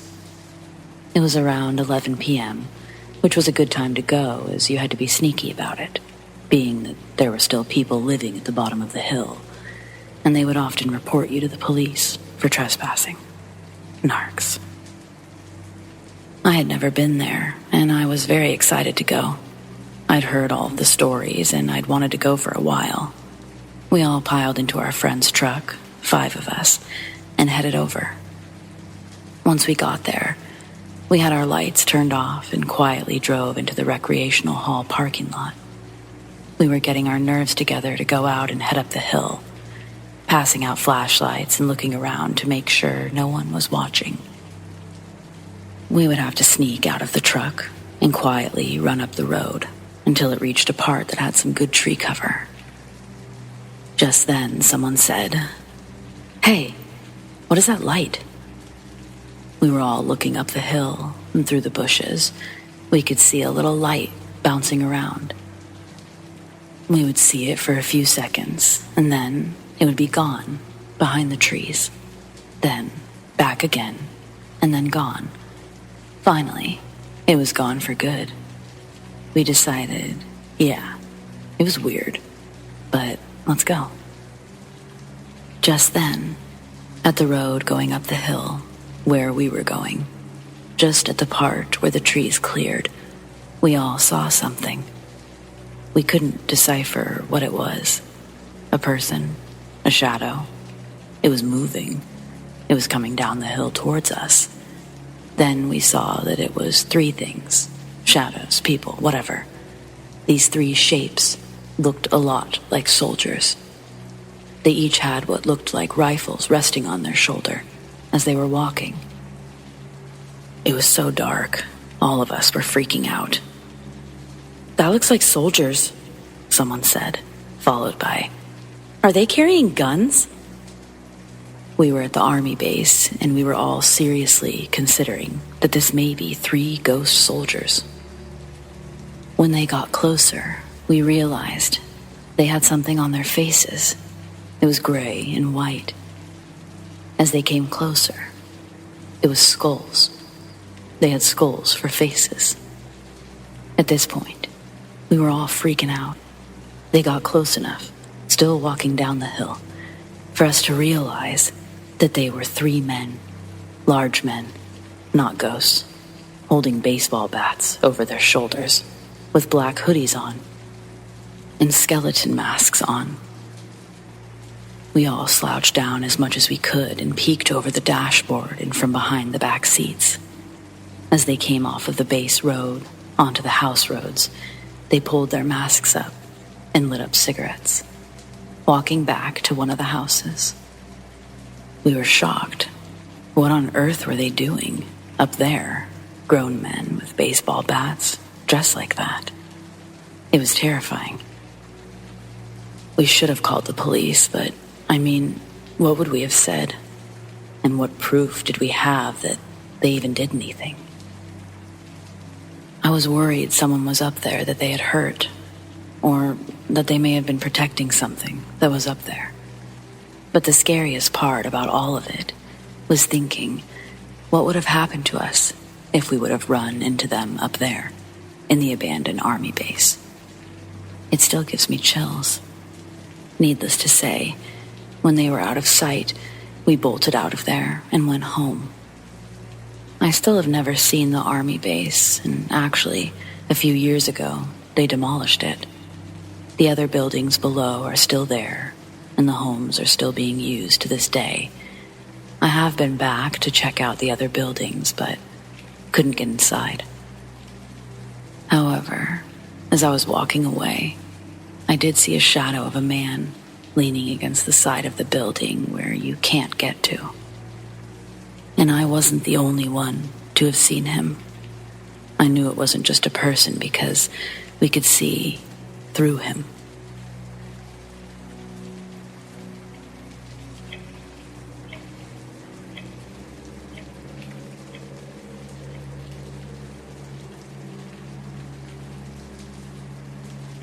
This story starts a little while back when I was in high school, grade 9, at the age of 12. I started high school really early and I skipped a lot of grades, and yeah, I entered high school at the age of 12, as my birthday is in late December. My school had a middle school and a primary school building linked right next to it. Since it was a private school, there weren't really that many students, as it was pretty expensive. It wasn't that weird for me to hang out with grade 5 kids, since we were practically almost the same age. There's this one particular girl I got along with really well.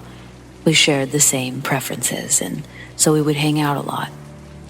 We would paint our nails in the library and talk about random shows we'd watch on Disney. On this particular day, she told me randomly that she had an imaginary friend.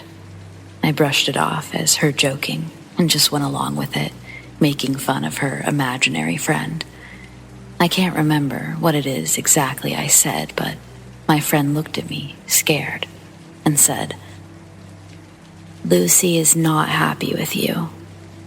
I just laughed and dismissed it.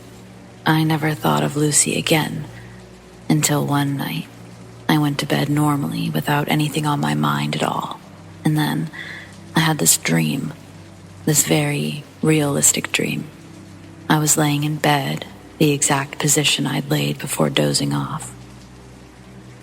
My sister was laying in bed beside me, exactly as she was before I dozed off, but this time she was awake and looking scared.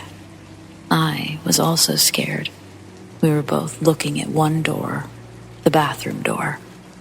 That's when I started to hear a lot of banging and attempts to open the door. But this really freaked me out. Even though it was a dream, I can still remember how much I was shaking with fear, how real it felt. I got under the covers in my dream and started to pray, and then I woke up. I was still scared, obviously, waking up to the exact same scene as in my dream. But there was no banging. But I could see the shadow of someone just standing there. It was illuminated, close to the door. I remember instantly thinking it was Lucy and everything my friend had told me. I started to beg for forgiveness from Lucy. I was so scared. I started to say how I'd be a good girl. I'd listen to my mother, I wouldn't lie, I'd always pray, etc. Eventually, the shadow just left. I'd sometimes hear movement behind the door or in my closet. I had no pets or anything that could make the sound, but it doesn't really spook me. And as I started to grow, I stopped minding all of these things altogether, and the thought of Lucy ever being real or that dream ever being anything but a nightmare faded. Fast forward to a few years later, last year. I'm a senior in college, age 17. One night, my mom and I were watching a movie in my room, and we dozed off.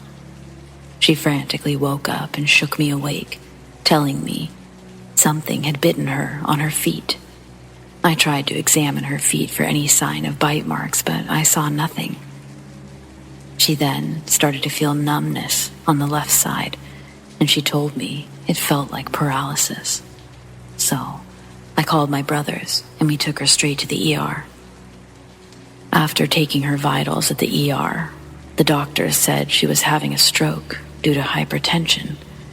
Now, this wasn't anything unusual, as my mom did have high blood pressure and was on meds. But when we asked the doctors why she would feel like a snake had bitten her foot, they had no explanation. All they said was, if she hadn't woken up that night in her sleep, she would have probably gotten full paralysis or would have died.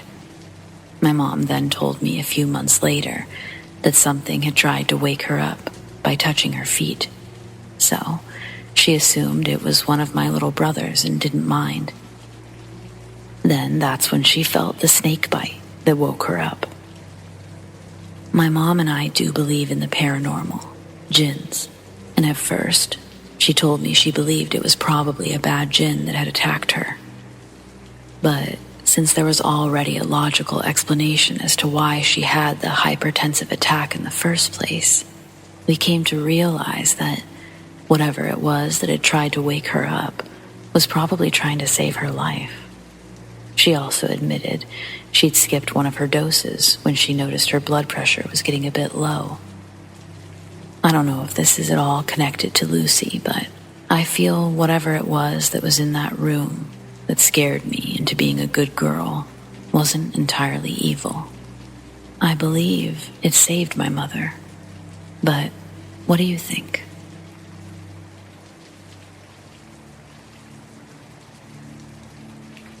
Kids say the darndest things, right? Kindergarten teacher here. Earlier this month, the parent of a student contacted me about a death in the family. Her mother, the student's grandmother, she'd been living with them until she passed. The family took a week off, and they just returned late last week. On Monday, the student comes into class, completely exhausted. I kept him inside for recess, and he slept the whole time in our little reading nook.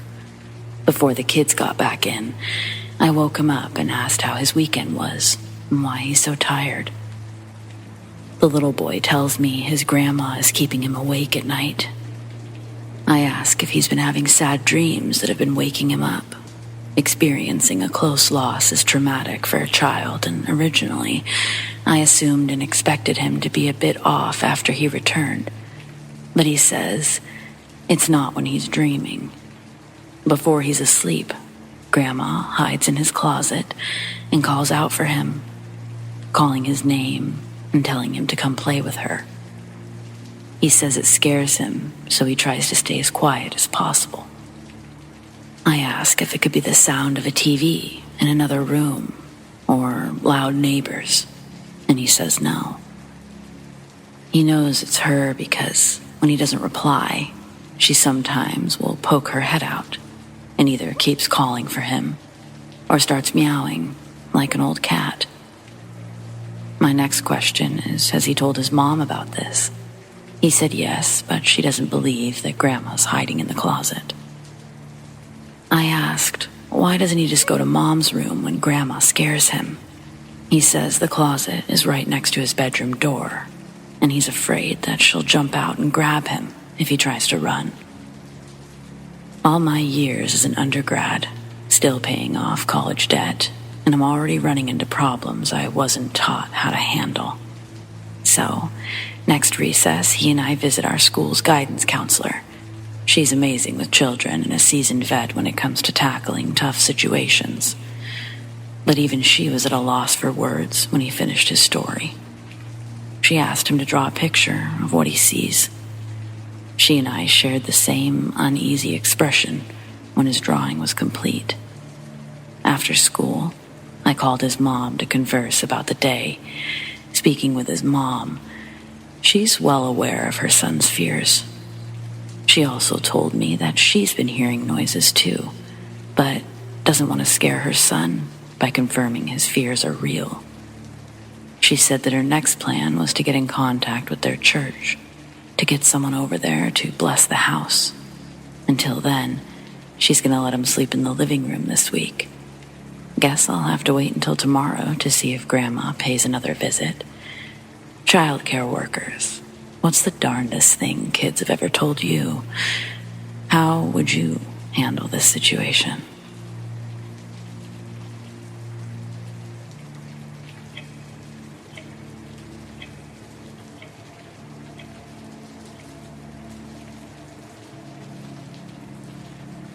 My hometown is prime paranormal investigator real estate. It's literally the only good thing about it. We have haunted ghost tours, and we make a big deal out of anything that brings in more tourist money. Haunted antebellum homes, restaurants, cemeteries. That's just a few of our attractions. Growing up there, it's hard not to take an interest in ghost stories at some point. One of my closer friends, let's call her Meg, lives in one of the haunted antebellum homes. She had several first-hand experiences, but I'm mostly gonna focus on my own.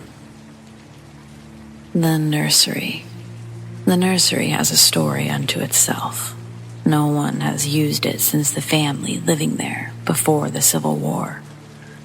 The furniture is in exactly the same spot as the last day it was used.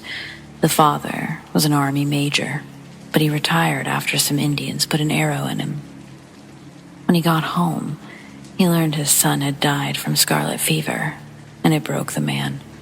He started spending all of his time at home and began farming. Eventually, they had a new baby. A nanny slept in the nursery because back then, they didn't have baby monitors. So there was still a second bed in Meg's room because the father also slept in the baby's room for the first month. He would have stayed longer, but it caused problems in his marriage. The servants started to gossip, and that's about as bad as it gets for a woman during that time. Ultimately, the husband conceded and moved back into the master suite. A few mornings later, the nanny burst into their room, frantic, screaming. The baby had passed in the night. The mother, still in shock, accused her of murder. And of course, the nanny denied the accusation, but it didn't matter. The father lost his grip on reality and beat the nanny to death. Her husband committed suicide that same night. Sometimes, Meg hears a baby crying at night. Every now and then, if the sounds last more than a couple minutes, footsteps will walk to the crib. Then, the crying stops, and the steps seem to begin pacing, like someone is picking up the baby and walking with it. Normally, the nursery doors stay closed, and no one goes inside. But I did sleep in there once. I didn't expect anything to actually happen, but it really freaked Meg out when I touched the crib. She thought I would piss off the spirits. I sat with my back against the wall on the bed, opened both of the doors wide, and settled in for the night. I played on my phone for an hour or two without incident, but that's when the door on my right swung closed. It surprised me. They were heavy doors, and I yelped a little bit. I thought I would hear Meg if she tried to sneak up on me, You honestly can't take 3 steps in that house without floors creaking.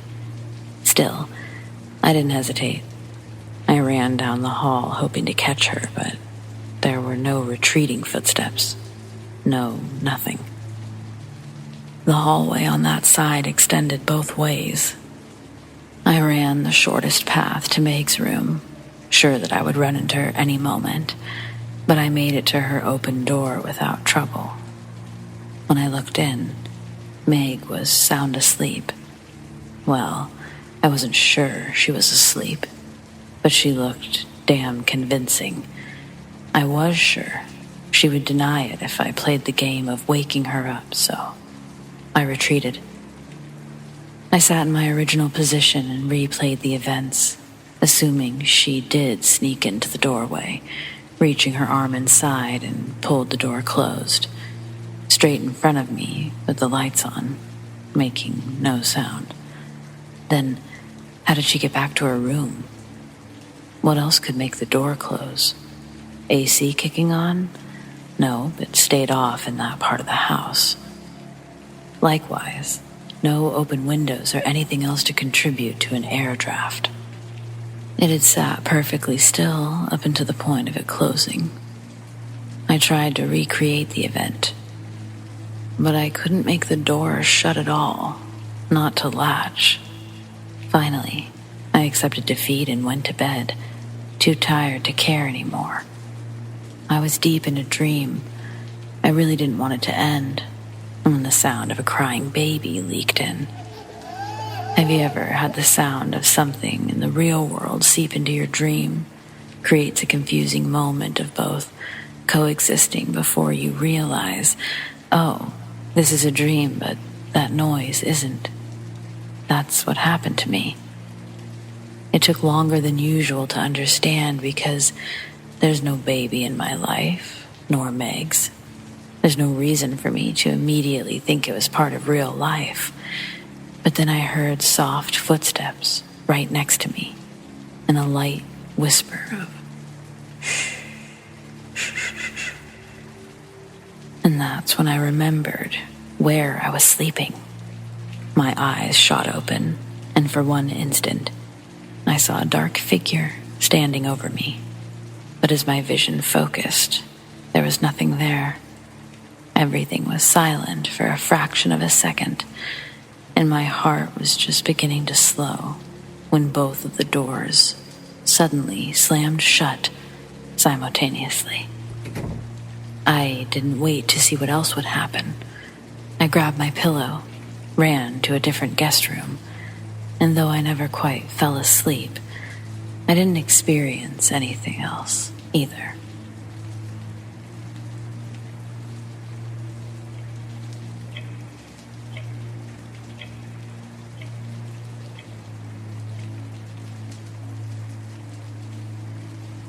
My mother told me a true story of when she was younger. She was about 15 or 16. She had a cousin who was beautiful, fair-skinned, light eyes, auburn hair, sweet and kind. One night, she was coming home late from a friend's house when it started to rain heavily. She was still a few blocks from home, so she took shelter underneath a giant tree. In Islam, they say that you should not be out after sunset, and especially never be out around trees, as that's where spirits roost. When my mother's cousin arrived home that night, she was shivering, wet, and extremely tired. She went to sleep right away, and the cousin my mother once knew was gone. She woke up a different person, thing. There was no hiding behind her cousin's identity. This thing claimed he was a male jinn, and he found her to be very beautiful. He wanted to marry her, and he wouldn't be taking no for an answer. The cousin's parents called several imams. Each one tried prayers and to coax the jinn out, to leave this body, release her, let her go free. The jinn refused. My mother said it was so odd seeing her cousin. It was her cousin's body and face, but when she spoke, a deep male's voice came out. It would talk about places and faraway lands it had visited. My mother's cousin had never left the small town or village. She, or it, would produce fruits and vegetables that were out of season and not grown in that region. My mother said that once her aunt and uncle were having trouble with their stone oven. In Pakistan, these stone ovens weighed a lot, and they took 4 strong men to lift and move. The cousin saw the parents struggling and moved the oven by herself, or itself.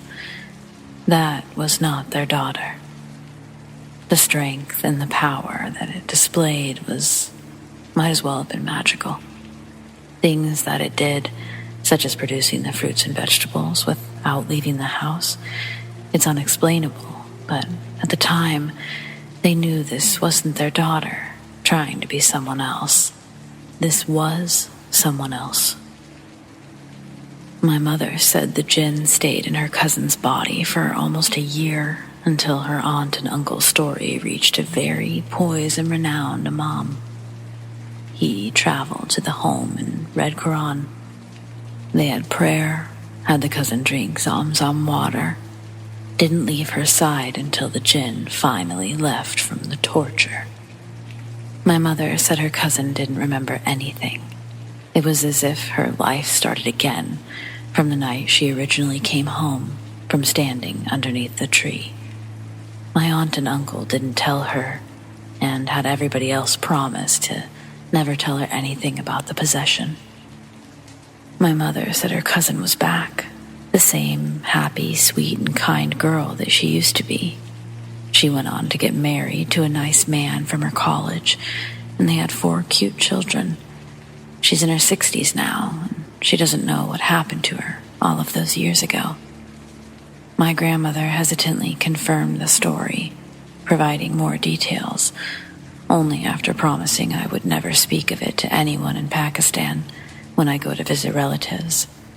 My uncles, they've also confirmed the story, witnessing for themselves what occurred. Possession apparently runs on both sides of my family, mother and father. On my father's side, it hits closer to home. I'll post that soon.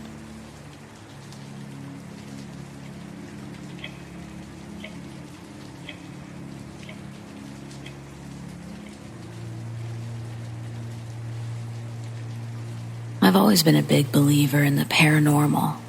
I lost my dad in 2016, and I've heard him talk to me. I've seen things, felt things, all just unexplainable. I'll start with some background. So me and my friend, we'll call her Aubrey, met September 2017, 10 days after her daughter was born. She didn't like me at first, but before I knew it, she adopted me like her own. We were attached to the hip, inseparable. I actually ended up living with her on and off for about a year or 2, and I helped her raise her daughter when me and my grandpa weren't on great terms. I call her mom, she calls me daughter, and her daughter calls me sissy. We're family, blood or not. So you can take a guess how often I was at her house. Her grandma wasn't home for months at a time, so we were the safe house, the party house, the chain-smoke cigarettes on the back porch when you're going through a breakup house. We had friends over all the time.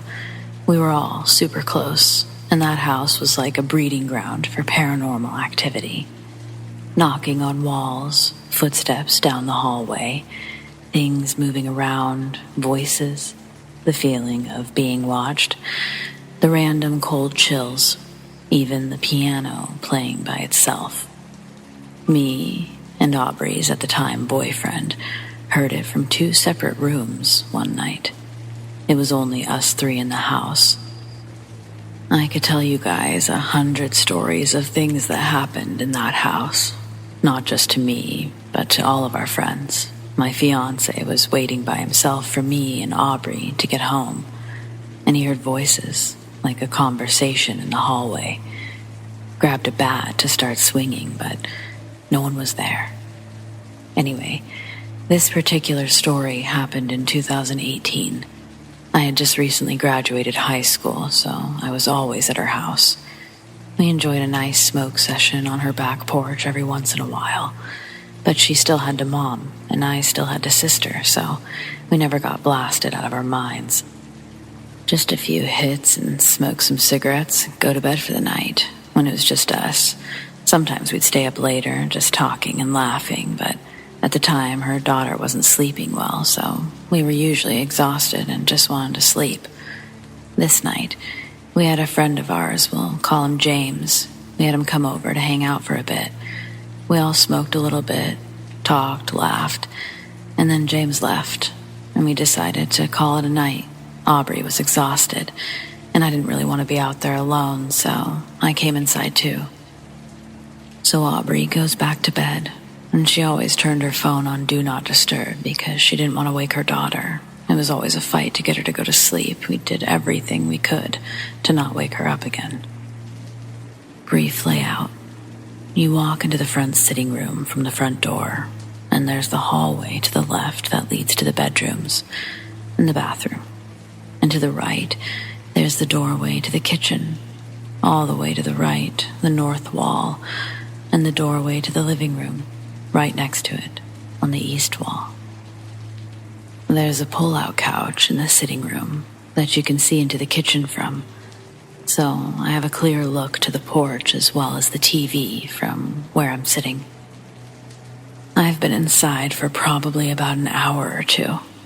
I'm not super tired this night, so I'm facing away from the doorways, scrolling through Instagram when suddenly I hear a high-pitched frequency sound. So I sit up on the pullout, trying to see which direction it's coming from, when I realize the TV got left on, but it's just a black screen. Like if your gaming console goes into rest mode or your cable box turns off. Still on, but nothing on the screen. So I shrugged it off, just the TV. And as I'm going to roll over and lay back down, I see someone sitting in Aubrey's chair on the back porch, smoking a cigarette. We all had our own assigned chairs outside. So when you first walked out the sliding door, mine was on the left and hers was on the right. Just your typical swivel patio chairs, with the other chairs just around, making a circle around the little table out back. There's an ashtray, and it's where we would set our drinks. The back porch light is on, so I can clearly see someone there. But when the kitchen light is on too, it created a glare on the glass door of anything that was sitting on the kitchen table. At first, I'm kind of moving my head around to get different views from where I'm sitting. Maybe somehow the glare is making it look like someone is sitting there and my eyes are just playing tricks on me. But no, it's a person. So then I start to think maybe James forgot his cigarettes or something. But he would have called or texted to let me know he was coming back to grab them. And especially would have said something if he was going to hang around to smoke a cigarette, alone or otherwise. So I'm looking, trying to figure out who the hell is smoking a cigarette on our porch when we're not out there with them, without even telling us they'd be there. And then it looks at me. It looks at me, dead in the eyes. I froze. I felt like I couldn't move, couldn't breathe, and my body was covered in chills. It starts to stand up, but I don't stick around long enough to find out whether it's going to walk right through the door like Casper the Friendly Ghost or knock on the door like a person. I grab my phone and I run to the bathroom. I'm texting Aubrey over and over, telling her someone is outside, and I don't know who it is. But of course, she's not answering because her phone is on Do Not Disturb. And everyone knows, once Aubrey is in her room for the night, don't open that door, for fear of waking the little crotch demon that Aubrey had to have cut out of her. So when I open the door, she's giving me a look like, "What the hell do you want?" And I'm trying to stay as quiet as possible while I'm panicking trying to tell her someone is outside. She tells me to stay with her daughter while she grabs some type of weapon. I can't remember what, but she goes back to look.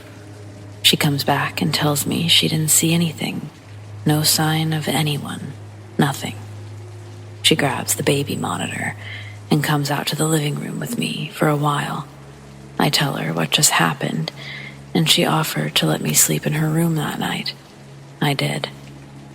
We never knew whether it was a human or something else. Needless to say, we went out and bought baseball bats, machetes, and large hunting knives to leave in different parts of the house in case anyone ever tried to break in. Me and Aubrey are both 5'3", 100 pounds soaking wet, with a tiny human to defend. The fuck are we gonna do, you know? Human or not, it was enough to make us come up with a plan if anything like that did ever happen again. No one ever said that they came over that night and just forgot to call. No one ever said, "Oh hey, that may have been me," when I told everyone the story. Me and Aubrey never found out who or what it was. Human, stranger, friend, apparition, paranormal. Who knows? I'll never forget it, though.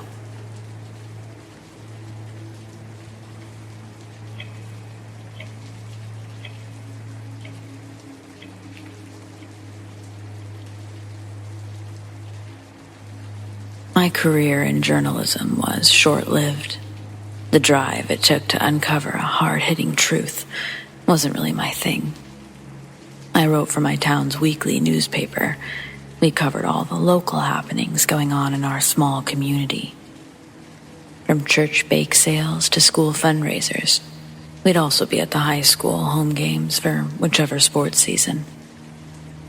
So, short-lived career, but one exciting story. After a year of working these lackluster gigs, I was not only bored but uninspired. My journalistic integrity was being traded each time I collected a paycheck for articles I cared nothing about. Word salads to entertain our dwindling readers before something shiny could steal their attention. The purpose for why I entered the field had been forgotten. Drowned, rather, submerged by the grip of accumulating bills and a slight coke addiction during this time in my life. Although it has nothing to do with my story, it did consume a lot of my income and was a big contributing factor as to why I continued working for a newspaper I hated.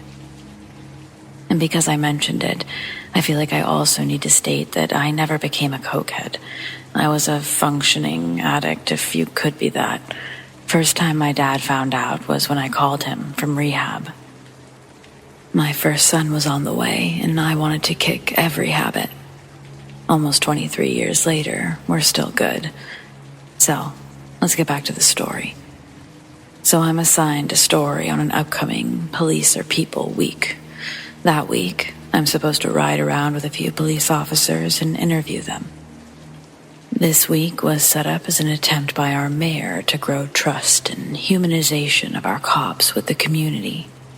Monday and Tuesday, the officers I meet, although nice, live just as miserable lives as me. Nothing extravagant.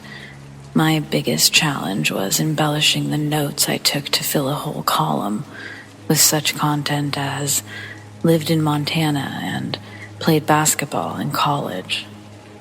Each sentence dimming the fading light of hope I had for writing an article that someone would actually read, not just fillers for blank space. Thursday evening, my pleas for excitement were granted. The officer I'm interviewing that night is named Mr. Dell.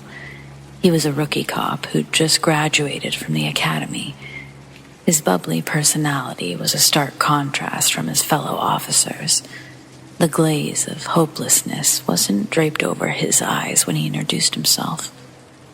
Officer Jake Dell. He was 22 years old, served in the military, and a fun fact about him was that he was left-handed. As the interview took place, we rode around in his police car, and and I had the chance to see him do some real police work. Officer Dell was cool. His tall stature demanded respect, but his soft-spoken voice felt like a soothing parent as I watched him talk to some really drunk people outside of a bar. We'd even given one of them a ride home after we were done there. Later that night, in the early AM, we received a noise disturbance complaint in a small neighborhood on the south side of town. We follow the coordinates to an address located at the end of a long cul-de-sac. Our vehicle pulls in without lights or sirens and parks in front of the house. It's a vacant home with a for sale sign in the front yard. Officer Dell double checks that we're in the right place and dispatch confirms. So he tells me to stay in the car while he checks it out. When he opened his car door, the neighborhood was quiet. He walks to the other side of the car and into the front yard with his flashlight on. He writes the real estate agent's information on a small notepad, then takes his flashlight and starts pointing it in each of the windows. I'm following the circle of the light from window to window. We both see something big covering most of the window frame. Suddenly, it shoots straight down, out of view. Officer Dell looks at me, then looks back at the house. He taps his radio for dispatch, but the line is silent. He clicks a couple more times, but can't produce a beep. Officer Dell turns around and hops back into the car and tries to use the radio, but it's still quiet. We drive around the block again until we find reception to call it in. We have no success, so we pull back in front of the house. Sitting next to me, Officer Dell asks if I saw it too, in the window. I did. He gets back out and reminds me not to leave the car before he closes the door and once again approaches the house. His flashlight scanning each of the windows as he walks towards the front door. He knocks a couple of times before trying the handle. The door's unlocked. Officer Dell retrieves his gun and slowly steps into the dark house. Through the front windows, I can see his brief flashes from his flashlight as he makes his way from room to room in the house. When he returns to the car, he's sitting there with a puzzled stare. He says upstairs there were hundreds of dead crows in each room. The whole house smelled like complete death, but he didn't find any squatters or anything. No windows were broken, and from his quick inspection, no signs of forced entry or damage anywhere else in the house. That's well and good, but how did all those birds get in there? The floors upstairs were covered, as he said, in black feathers. We drive back to the station, and when Officer Dell is recounting his odd experience to the other officers in the room, they joke that it's really the realtor's problem. Under what I can only describe as frat-like pressure, Officer Dell called the number from his notes, leaving a message explaining the noise complaint and what he found. I have to believe that a bit of unprofessional laughter was caught on the answering machine as Officer Dell hung up, because it was deafening at the precinct. After thanking Officer Dell for the interview and ride-along, I got in my car and left. But before I went home, I decided to go back to that address and check it out for myself, before the realtor had time to clean it all up. Call it morbid curiosity. Call it a journalistic thirst for the unknown. Something pulled me back down that quiet neighborhood, returning to where I was just 30 minutes ago, but this time in a small convertible, and alone. I parked a little ways down the street. I had a flashlight. It wasn't nearly as powerful as Officer Dell's, but it was enough to softly illuminate my near surroundings. The front door is still unlocked, and when I open it, the smell is immediately overwhelming. I retch, and I pull the neck of my shirt over my nose to breathe. I head toward the stairs, shining my light up the first couple of steps. There's already a couple of dead crow bodies lying at various levels, and I hear wings begin to aggressively flap my way. I duck, but when the sound passes, I can see none of the crows have moved, and they're still resting in place. Making my way to the top, I realize Officer Dell was not over-exaggerating when he said hundreds of crows. I felt myself moving forward, looking from room to room, wanting answers as to why all of these dead birds were here. When I get to the room we originally saw the figure in, the floor's not been spared of crow remains, but inside this room is a tall ladder leaned against the vaulted ceiling. It's near a piece of ceiling that's recently been partially filled in. A large hole still takes up a large patch of this fill work. I climb up the ladder and shine my light into the hole.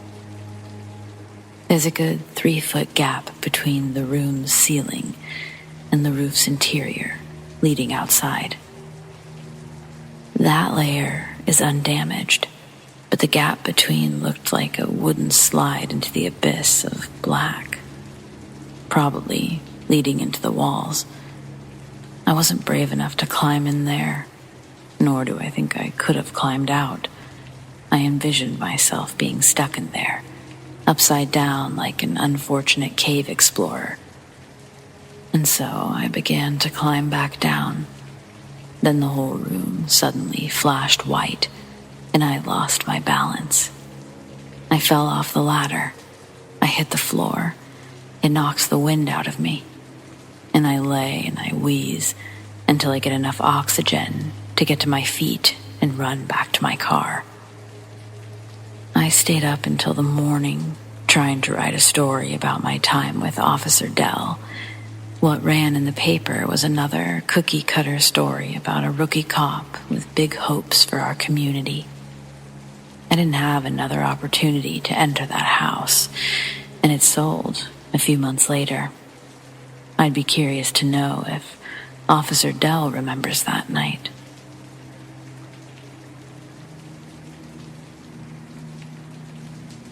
I'm a 23-year-old woman from Canada. I won't give away exactly where I live, of course, but I'll try and describe the kind of area I live in. To start off, I'm self-employed and have to travel often to make a living. I've seen plenty of odd things, but this one still puts me on edge. When I was 21, I was traveling with my mom back home for an event called a powwow, where I sell crafted items that I make. If you're Aboriginal like me, then you know what I'm talking about. If not, then I highly recommend you look into them. To get home from the powwow, we have to go over a high mountain highway. This means that there's not very many towns, gas stations, or other forms of civilization, not until you reach the other side. We were close to the top of the mountain. I wasn't driving, but I was listening to music as most people my age do. I wasn't tired or wired on coffee like I normally am, and I don't do drugs or drink if I'm at a powwow, so overall, pretty alert and awake. As I was looking into space, my eye caught onto something in front of us on the side of the road, behind a tall fence meant to keep deer and moose off the highway. It was a white object, which was odd, and I honestly thought that someone must have lost a tarp off their truck or something. But as we were coming closer to it, I could see that it had legs, arms, and a head. I'm getting a bad chill up my spine just rethinking about it now. I felt my heart drop like a weight when I saw it raise its arms up to the top of the fence where its head would probably be about a foot or two above. So imagine how tall it would be compared to about a 6-foot fence, maybe more, meant for deer. It It raised its arms and placed its hands on top of the fence, peering over it as if it was trying to understand how to get to the other side. I think I actually stopped breathing for a moment as we went driving past it. I didn't dare look away from it. It took me maybe a moment to barely sputter to my mom to go faster. She didn't understand at first why I was suddenly freaking out and barely speaking English. She probably thought I was having a mental breakdown, which wouldn't be too far from the truth. She almost pulled over. When I felt her braking and slowing down, I went into fight or flight mode, and I literally snapped back into reality, screaming at the top of my lungs, "Don't slow down, go." I probably continued to swear and nearly cry for another 15-20 minutes. As soon as we got to the next town, we stopped at the first gas station, where I had a panic and an asthma attack. I even realized I actually bruised my ear from ripping my headphones out of my ears so hard. Eventually, I told her why I screamed at her and why I'd freaked out so badly. It was tall, skinny, no hair far as I could see, unnaturally long arms and neck. It looked like it had small, dark eyes. I couldn't see if it had a mouth from that distance. It was probably shut. But imagine a naked, slender man with beady eyes. That's the closest way I can describe it. But Mom looked horrified from what I was describing to her. I'm not the kind of person to joke around with most things like that. I don't mess around with paranormal things, as I've witnessed some stuff that would horrify most people. We ended up stopping at a friend's house to stay the night, because we just couldn't drive the extra hour home after that. I didn't even sleep. I was too scared to, and I was worried that something would find me. All night, all I could do was think about a way to explain this to myself, like I was dreaming, or it was a tarp after all, or maybe I was just straight up going insane. The more I tried to think of a way to debunk it, the more I realized it was real. And that's horrifying. To think that something like that exists outside of video games and scary movies. Now I can't help but look down to the floor between my feet and break into a cold sweat whenever we pass that area. I won't even drive it myself. I don't know if it was a skinwalker, ghost, alien, but it felt like I saw something that wasn't meant to be seen. I still have the occasional nightmare from it, and I hate talking about it with my elders, friends, or family, because to be honest, I think I have a bit of PTSD from this encounter. But how could I explain it to a professional? I'm open to some advice to help me get my fear under control, or even a possible explanation on what that thing was. I think it could be helpful.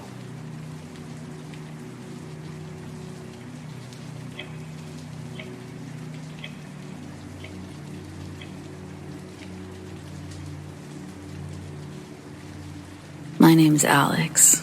I'm 30 years old, and I've done a lot of stupid things for girls. But I'd never gone camping until last weekend when Sarah wanted to go. It seemed obvious that certain things would happen if I did, so I gave zero consideration to the fact that I hate being outside. At least it wasn't real camping. Sarah mainly wanted to hike the trails during the day, have s'mores in the evening, and sleep in the SUV. In this context, camping didn't seem so bad. She lives in a small town about 45 minutes away from mine, and the campgrounds are about 20 minutes further. So she's been going there her whole life. She didn't tell me the place was supposedly haunted until we were already on the way. But again, I didn't care. I don't believe in ghosts, and if she does, well, that could be its own kind of fun. I just don't think haunted is the right word for that place. When someone says haunted, I tend to think spirits of the dead, but this was, I don't know, but it was something else. the story wasn't even that scary.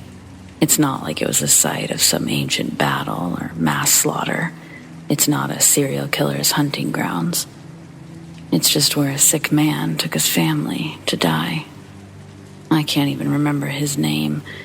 He was the town drunk back in the 70s, and everyone knew he beat his wife and kids, but no one was itching to do anything about it until he took them camping for a weekend, and they all ended up dead. Don't get me wrong, it's tragic and everything, but, I mean, that stuff happens, you know. And if ghosts were real, these definitely would have earned their haunting stripes. But they don't seem life-threatening. I mean, even if they were real, I still wouldn't be afraid of them. Not like I am now. It started off fine. We went on a hike, took pictures, stopped for lunch, and came back. There was just enough light left to get a fire started. I was about 15 to 20 yards into the woods when a pair of footsteps suddenly started walking towards me from the opposite direction. They only took a handful of steps, maybe 5 or 6, but the trees, they were too dense to see more than a few feet ahead. They were unmistakably human, and it was only the one pair. They were moving slow, too, almost like they were stalking something. I couldn't even be sure where they were coming from. The other campsites were too far away for someone to be wandering in between, and none of the hiking trails run through that area. I set my sticks on the ground, imagining what it would be like for some dark figure to suddenly emerge from the overgrown brush. My heart was racing, and the lump in my throat made the outcome seem most inevitable. I was frozen, waiting for it to happen. But then, the footsteps stopped dead in their tracks, and I called out a tentative, "Hello?" The resulting silence stretched into eternity as I waited for a response that never came. Eventually, I wondered if I even heard them in the first place. But I did. I'm sure I did. You don't mistake that sound. I hurried back to camp and did my best to explain what happened. But Sarah thought I was trying to scare her. It was full dark by then, and we needed flashlights to get the fire started. But I just wanted to get the hell out of there. Any good feelings I'd accumulated towards camping were quickly drowned out by the certainty of a crazed maniac watching us. We had s'mores, but I was jumpy the whole time, and Sarah was beginning to get annoyed until the footsteps. They suddenly returned, just a few feet outside of camp. She didn't think I was being so silly then. It was too dark to see beyond our small perimeter, but the flashlight didn't reveal anything either. I just feel like I need to better describe these footsteps. They were so heavy, almost unnatural. It was like a really big man stomping around, but every few steps, he paused for a couple of seconds, only to return several yards ahead of where he stopped. Like he had the biggest stride in the world, or I don't know. I guess that's why I'm here. I wouldn't be writing this if I was sure of all that happened. When the flashlight didn't reveal any creepers lurking in the bushes, Sarah got excited and said it must be ghosts. Suddenly, her belief in the supernatural wasn't so cute anymore. It's hard to focus on that sort of thing when it feels like you're being hunted. After 20 minutes, the steps paused and never started back. Either a ghost had indeed vanished, or a serial killer was crouched in the bushes just inside the tree line, waiting. It was stupid not to leave. If we were sleeping in a tent instead of a locked vehicle, I don't think anything could have made me stay. But Sarah had her heart set on it, and as promised, I do stupid shit for girls. By midnight, we were settled into the back of her SUV, and there had been no more disturbances. I'd almost forgotten about the footsteps entirely, but once she fell asleep, They were all I could think about. Then, I heard a muffled cry for help in the distance. I couldn't make out exactly what she said, but the general tone was desperate and terrified. Some things are easily conveyed without words. It made my blood run cold, and Sarah was still fast asleep. She didn't stir in the slightest. I debated getting the keys and taking off, but I was frozen in place by the sound of footsteps making their way towards the SUV. They were moving even slower than before, as if trying to be stealthy, but they were just so heavy. I kept telling myself they were going to stop, but this time they didn't. Soon, they were right next to the vehicle, and I kept my eyes on the window, just waiting to see if the shape of a head would appear, while gently shaking Sarah. I needed to wake her without making a sound, and I didn't want to do anything that might cause panic. There was no question of a ghost. This was real. It was happening. Someone had been watching us throughout the day, maybe even while we were hiking, and they were biding their time for this moment. I was positive, and I'd had far too much time to contemplate how moronic our deaths would be. Time slowed to a stop, and Sarah wasn't waking. The woman would have probably slept through her own murder. I feel like it's okay to make that joke since we made it out alive, but it's also not really a joke, so I don't know. That's beside the point. What little movements I had made came to a complete stop when the sound of metal on metal made my heart stop altogether. It sounded as if someone were walking along the SUV, dragging a knife down the side. Even that didn't wake Sarah. It took every ounce of self-control to hold in my scream, but I knew that doing so would only speed up the inevitable. Each second stretched into eternity as the sound made its way towards the passenger window, and I finally saw the shadow I desperately feared. It was even worse than imagined. It didn't even look human. Whatever it was, its head was taller than the window. I saw its wide, hunched shoulders, and the screeching sound of metal was interrupted when its hand transitioned to glass. And I saw it wasn't a knife. It was a long, stick-thin finger, ending in what I could only assume to be a razor-sharp claw. Bile rose into my throat as the stench of rotten eggs filled the air, and I noticed a long crack forming in the window. Its claw was actually cutting the glass. I realized that this thing would have no problem getting inside when it finished toying with us. Maybe it knew that I was awake. Maybe it was just enjoying the hunt like a cat. I don't know, and I don't want to know. I only know I didn't want to get slaughtered by the boogeyman. The creature turned the corner and paused at the back door, just standing there with one claw in the center of the hatch window. Then, slowly, its malformed, disproportionate body turned to face us, and its hand slowly dropped, claw tearing and screeching the whole way down. And I finally snapped.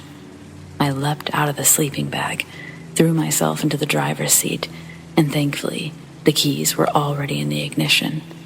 The moment it cranked, something collided with the back, and Sarah finally woke up. I'm thankful I didn't see anything above the shoulders, and that I never looked in the rear view.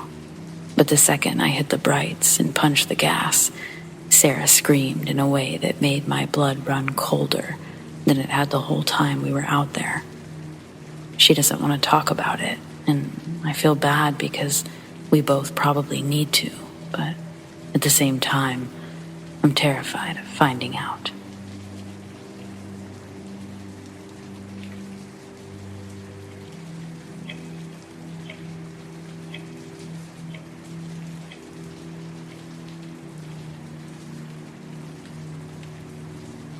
When I was a teenager in the mid-90s, I was riding my bike home from volleyball practice one night, just as the sun was setting. It was freezing out, but I'm not yet old enough to drive, and both of my parents work at the hospital, so if I wanted to play sports, this is what I'd have to do every Monday through Thursday after school. The back roads I took led past a stretch of bluffs looking over the Atlantic before a big hill led me into the neighborhoods.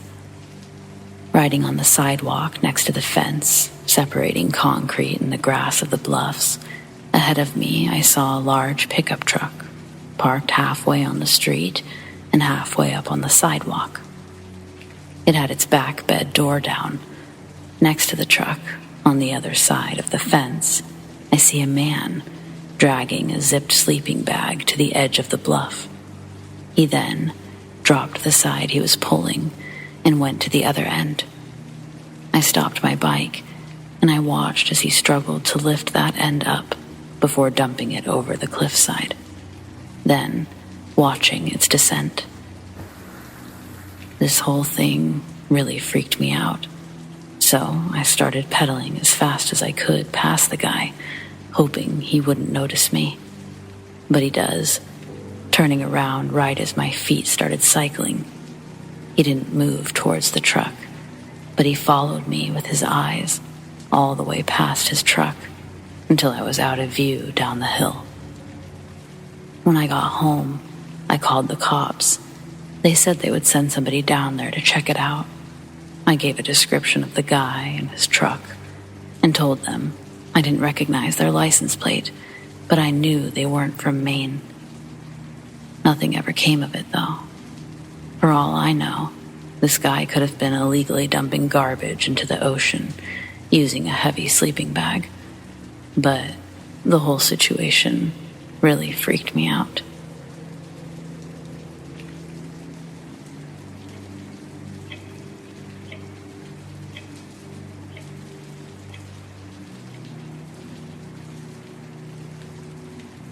I was homeless in Long Beach, California in 1980 at 16 years old because my mom was in federal prison and my dad lived in Texas.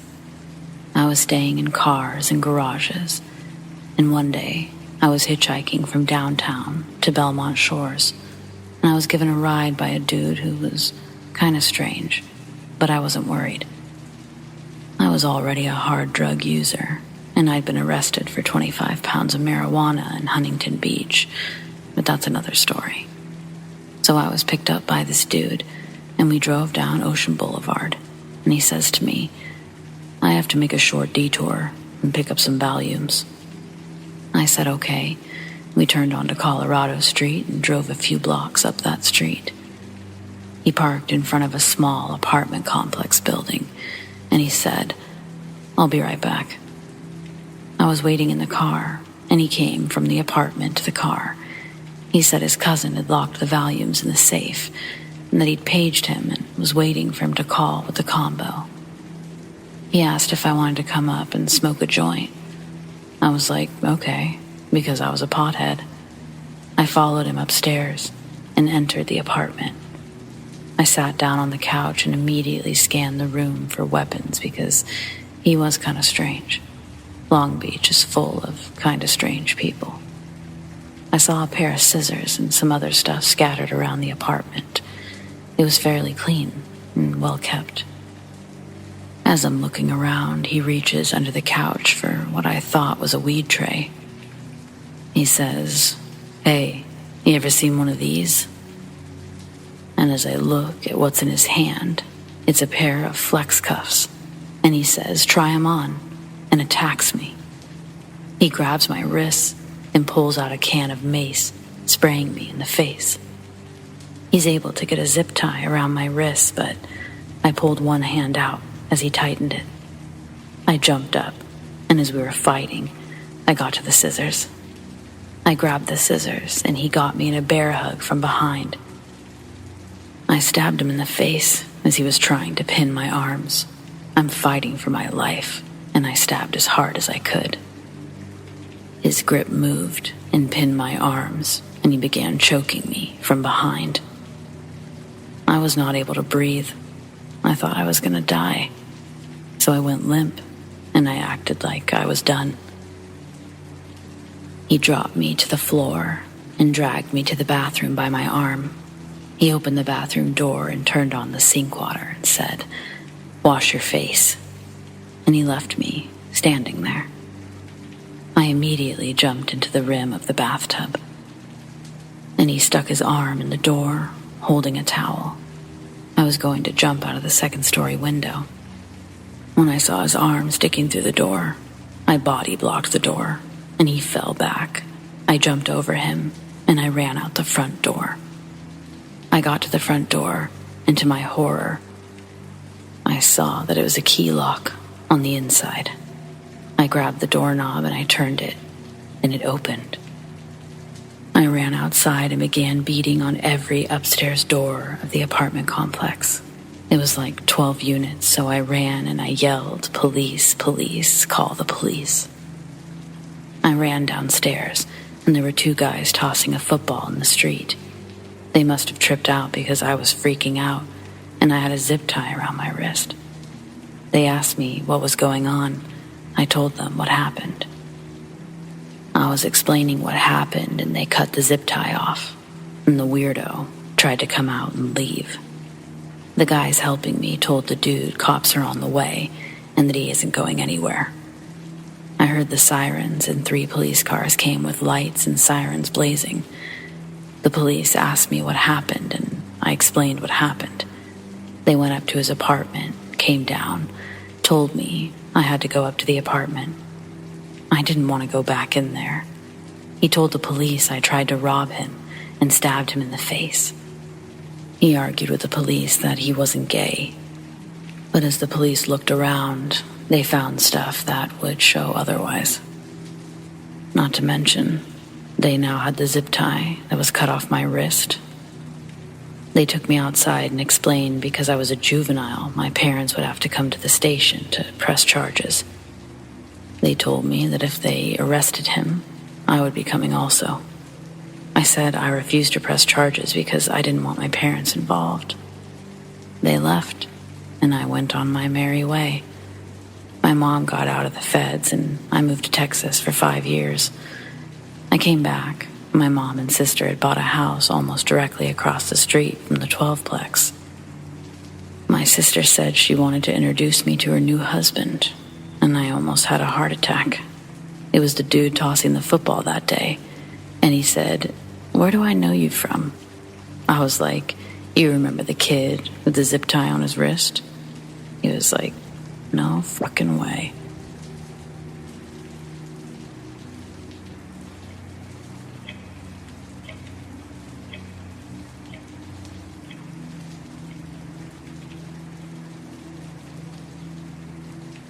So this took place years ago when I was in primary school.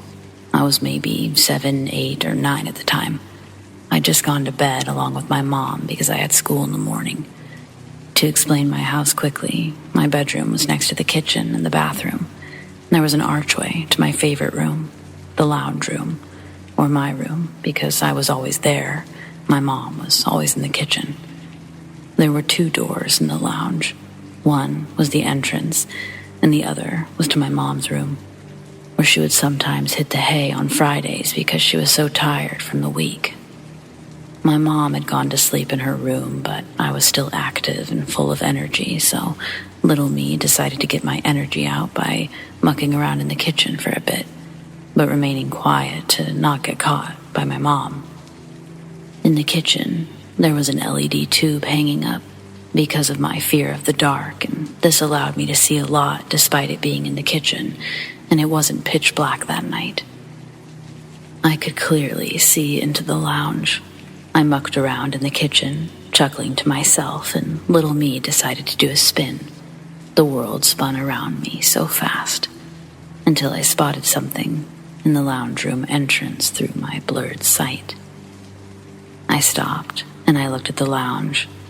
I saw a tall, thin, dark figure next to my mom's room. I thought it was my mom, and I felt like I'd been caught and she was going to tell me to go to bed, but it just stood there. I whispered, "Mom?" It stood there for a couple of seconds and then entered my mom's room, slowly. Curious little me followed suit when it was fully in my mom's room, and here's where things got a little freaky for me. My mom was in her bed, snoring. And I knew at that age, if Mom was snoring, she was fast asleep. In my mind, I went, if Mom's fast asleep, who was in the lounge and entered her room? I then decided to go back to bed, and I fell asleep with that figure on my mind. I never told my mom about this until I was in high school, and all she said was, weird. Although it's rare, when I spin around fast, I see something black retreat behind a wall when no one was even there. And this only started happening when I saw that figure. Was it my mind playing tricks on me? It didn't seem like the case at all. Sometimes I think I saw the shadow of an entity or a deceased person that entered my home for who knows what. Or it could have been something else, like the devil, as 12-year-old me thought. It remains a mystery, but I'll never forget that long, thin, eyeless figure who lurked into my mom's room, even though it was spotted by a child.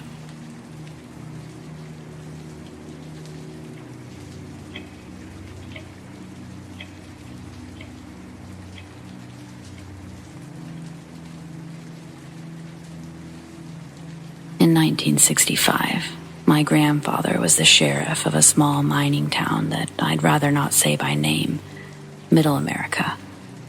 Legend has it he, one of his deputies, and another detective were walking on the railroad tracks leading into town. They were investigating an apparent suicide that allegedly had taken place earlier that day. A transient had recently ran into a nearby shop to use the phone and report what he'd found. My grandfather had to leave Thanksgiving dinner to meet the detective at the railway. My grandma packed him a lunch full of Thanksgiving food before he said goodbye to my dad and the rest of the visiting relatives. Just after dusk, he'd reach the train station and be joined by the two men. The detective introduces himself as a member of the FBI. His name was James Montgomery. My grandfather asks why they're working a suicide this far out in their county, but his question was quickly dismissed, as James had questions of his own, all of them relating to the body. But neither my grandfather nor his deputy had been to the scene yet, so they all set off onto the tracks, looking for the body. It's not long before they come across their first sign of death. The man's head, presumably the furthest because it's rolled. They all stop to look at it. Back in those days, forensics wasn't what it is today. So they poked it around with a stick to turn it over, revealing the face of the unfortunate victim. But it looked like he'd been mauled.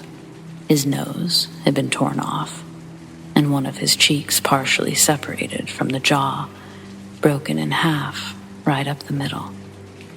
The top of his head revealed more marks that seemed unusual from a suicide by train. The top of his skull was crushed straight down in a thick line of 3 or 4 individual teeth marks. James writes a couple of notes and directs everyone to keep going. Soon, they'd find an arm torn from the shoulder, a forearm crushed from a binding force. The deputy happens to shine his light by a tree, its base smeared with blood, a red trail up the tree into the branches. Following the trail up, they find what's left of the victim, laid in the branches above. Without warning, the deputy drops his flashlight and runs into the tree line, into the darkness, with a glazed look in his eyes. My grandfather yells his name, but it doesn't stop his pace. James tells my father to shut up, and as soon as he does, my grandfather knew why James had silenced him.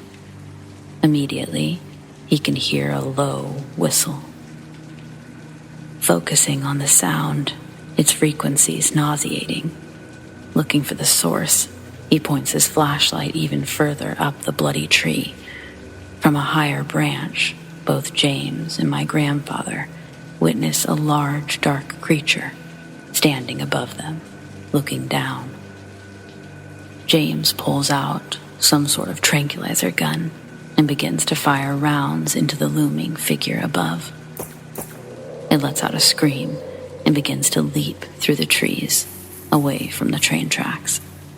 Speechless and in disbelief, my grandfather begins to pursue the monster, but James stops him. Then, James puts 2 rounds of tranquilizers into my grandfather's chest, leaving him to wake up near the tree line early the next morning. The body in the trees was gone, and he never saw James again. A search party would find the deputy, confused and lethargic, huddled and oblivious as to how he got there. The last thing he remembered was finding the arm. For months after, both he and my grandfather were monitored and spied on by unmarked white vans, wiretaps, and the occasional home visit from an FBI agent, always asking if there's been any headway on the suicide. The correct answer being that the case was closed already, no need to investigate it further. The deputy and my grandfather knew what they'd be risking if they'd chosen to press the issue. They played by the FBI's rules, and they never spoke a word outside of their immediate family. My grandfather retired in 1971. He and my grandmother would live out the rest of their lives in that small mining town. He attributes his harmonious later years to the choices he's made through the younger, and he doesn't regret his choice. Don't mess with the FBI, and don't walk the train tracks at night. Simple enough.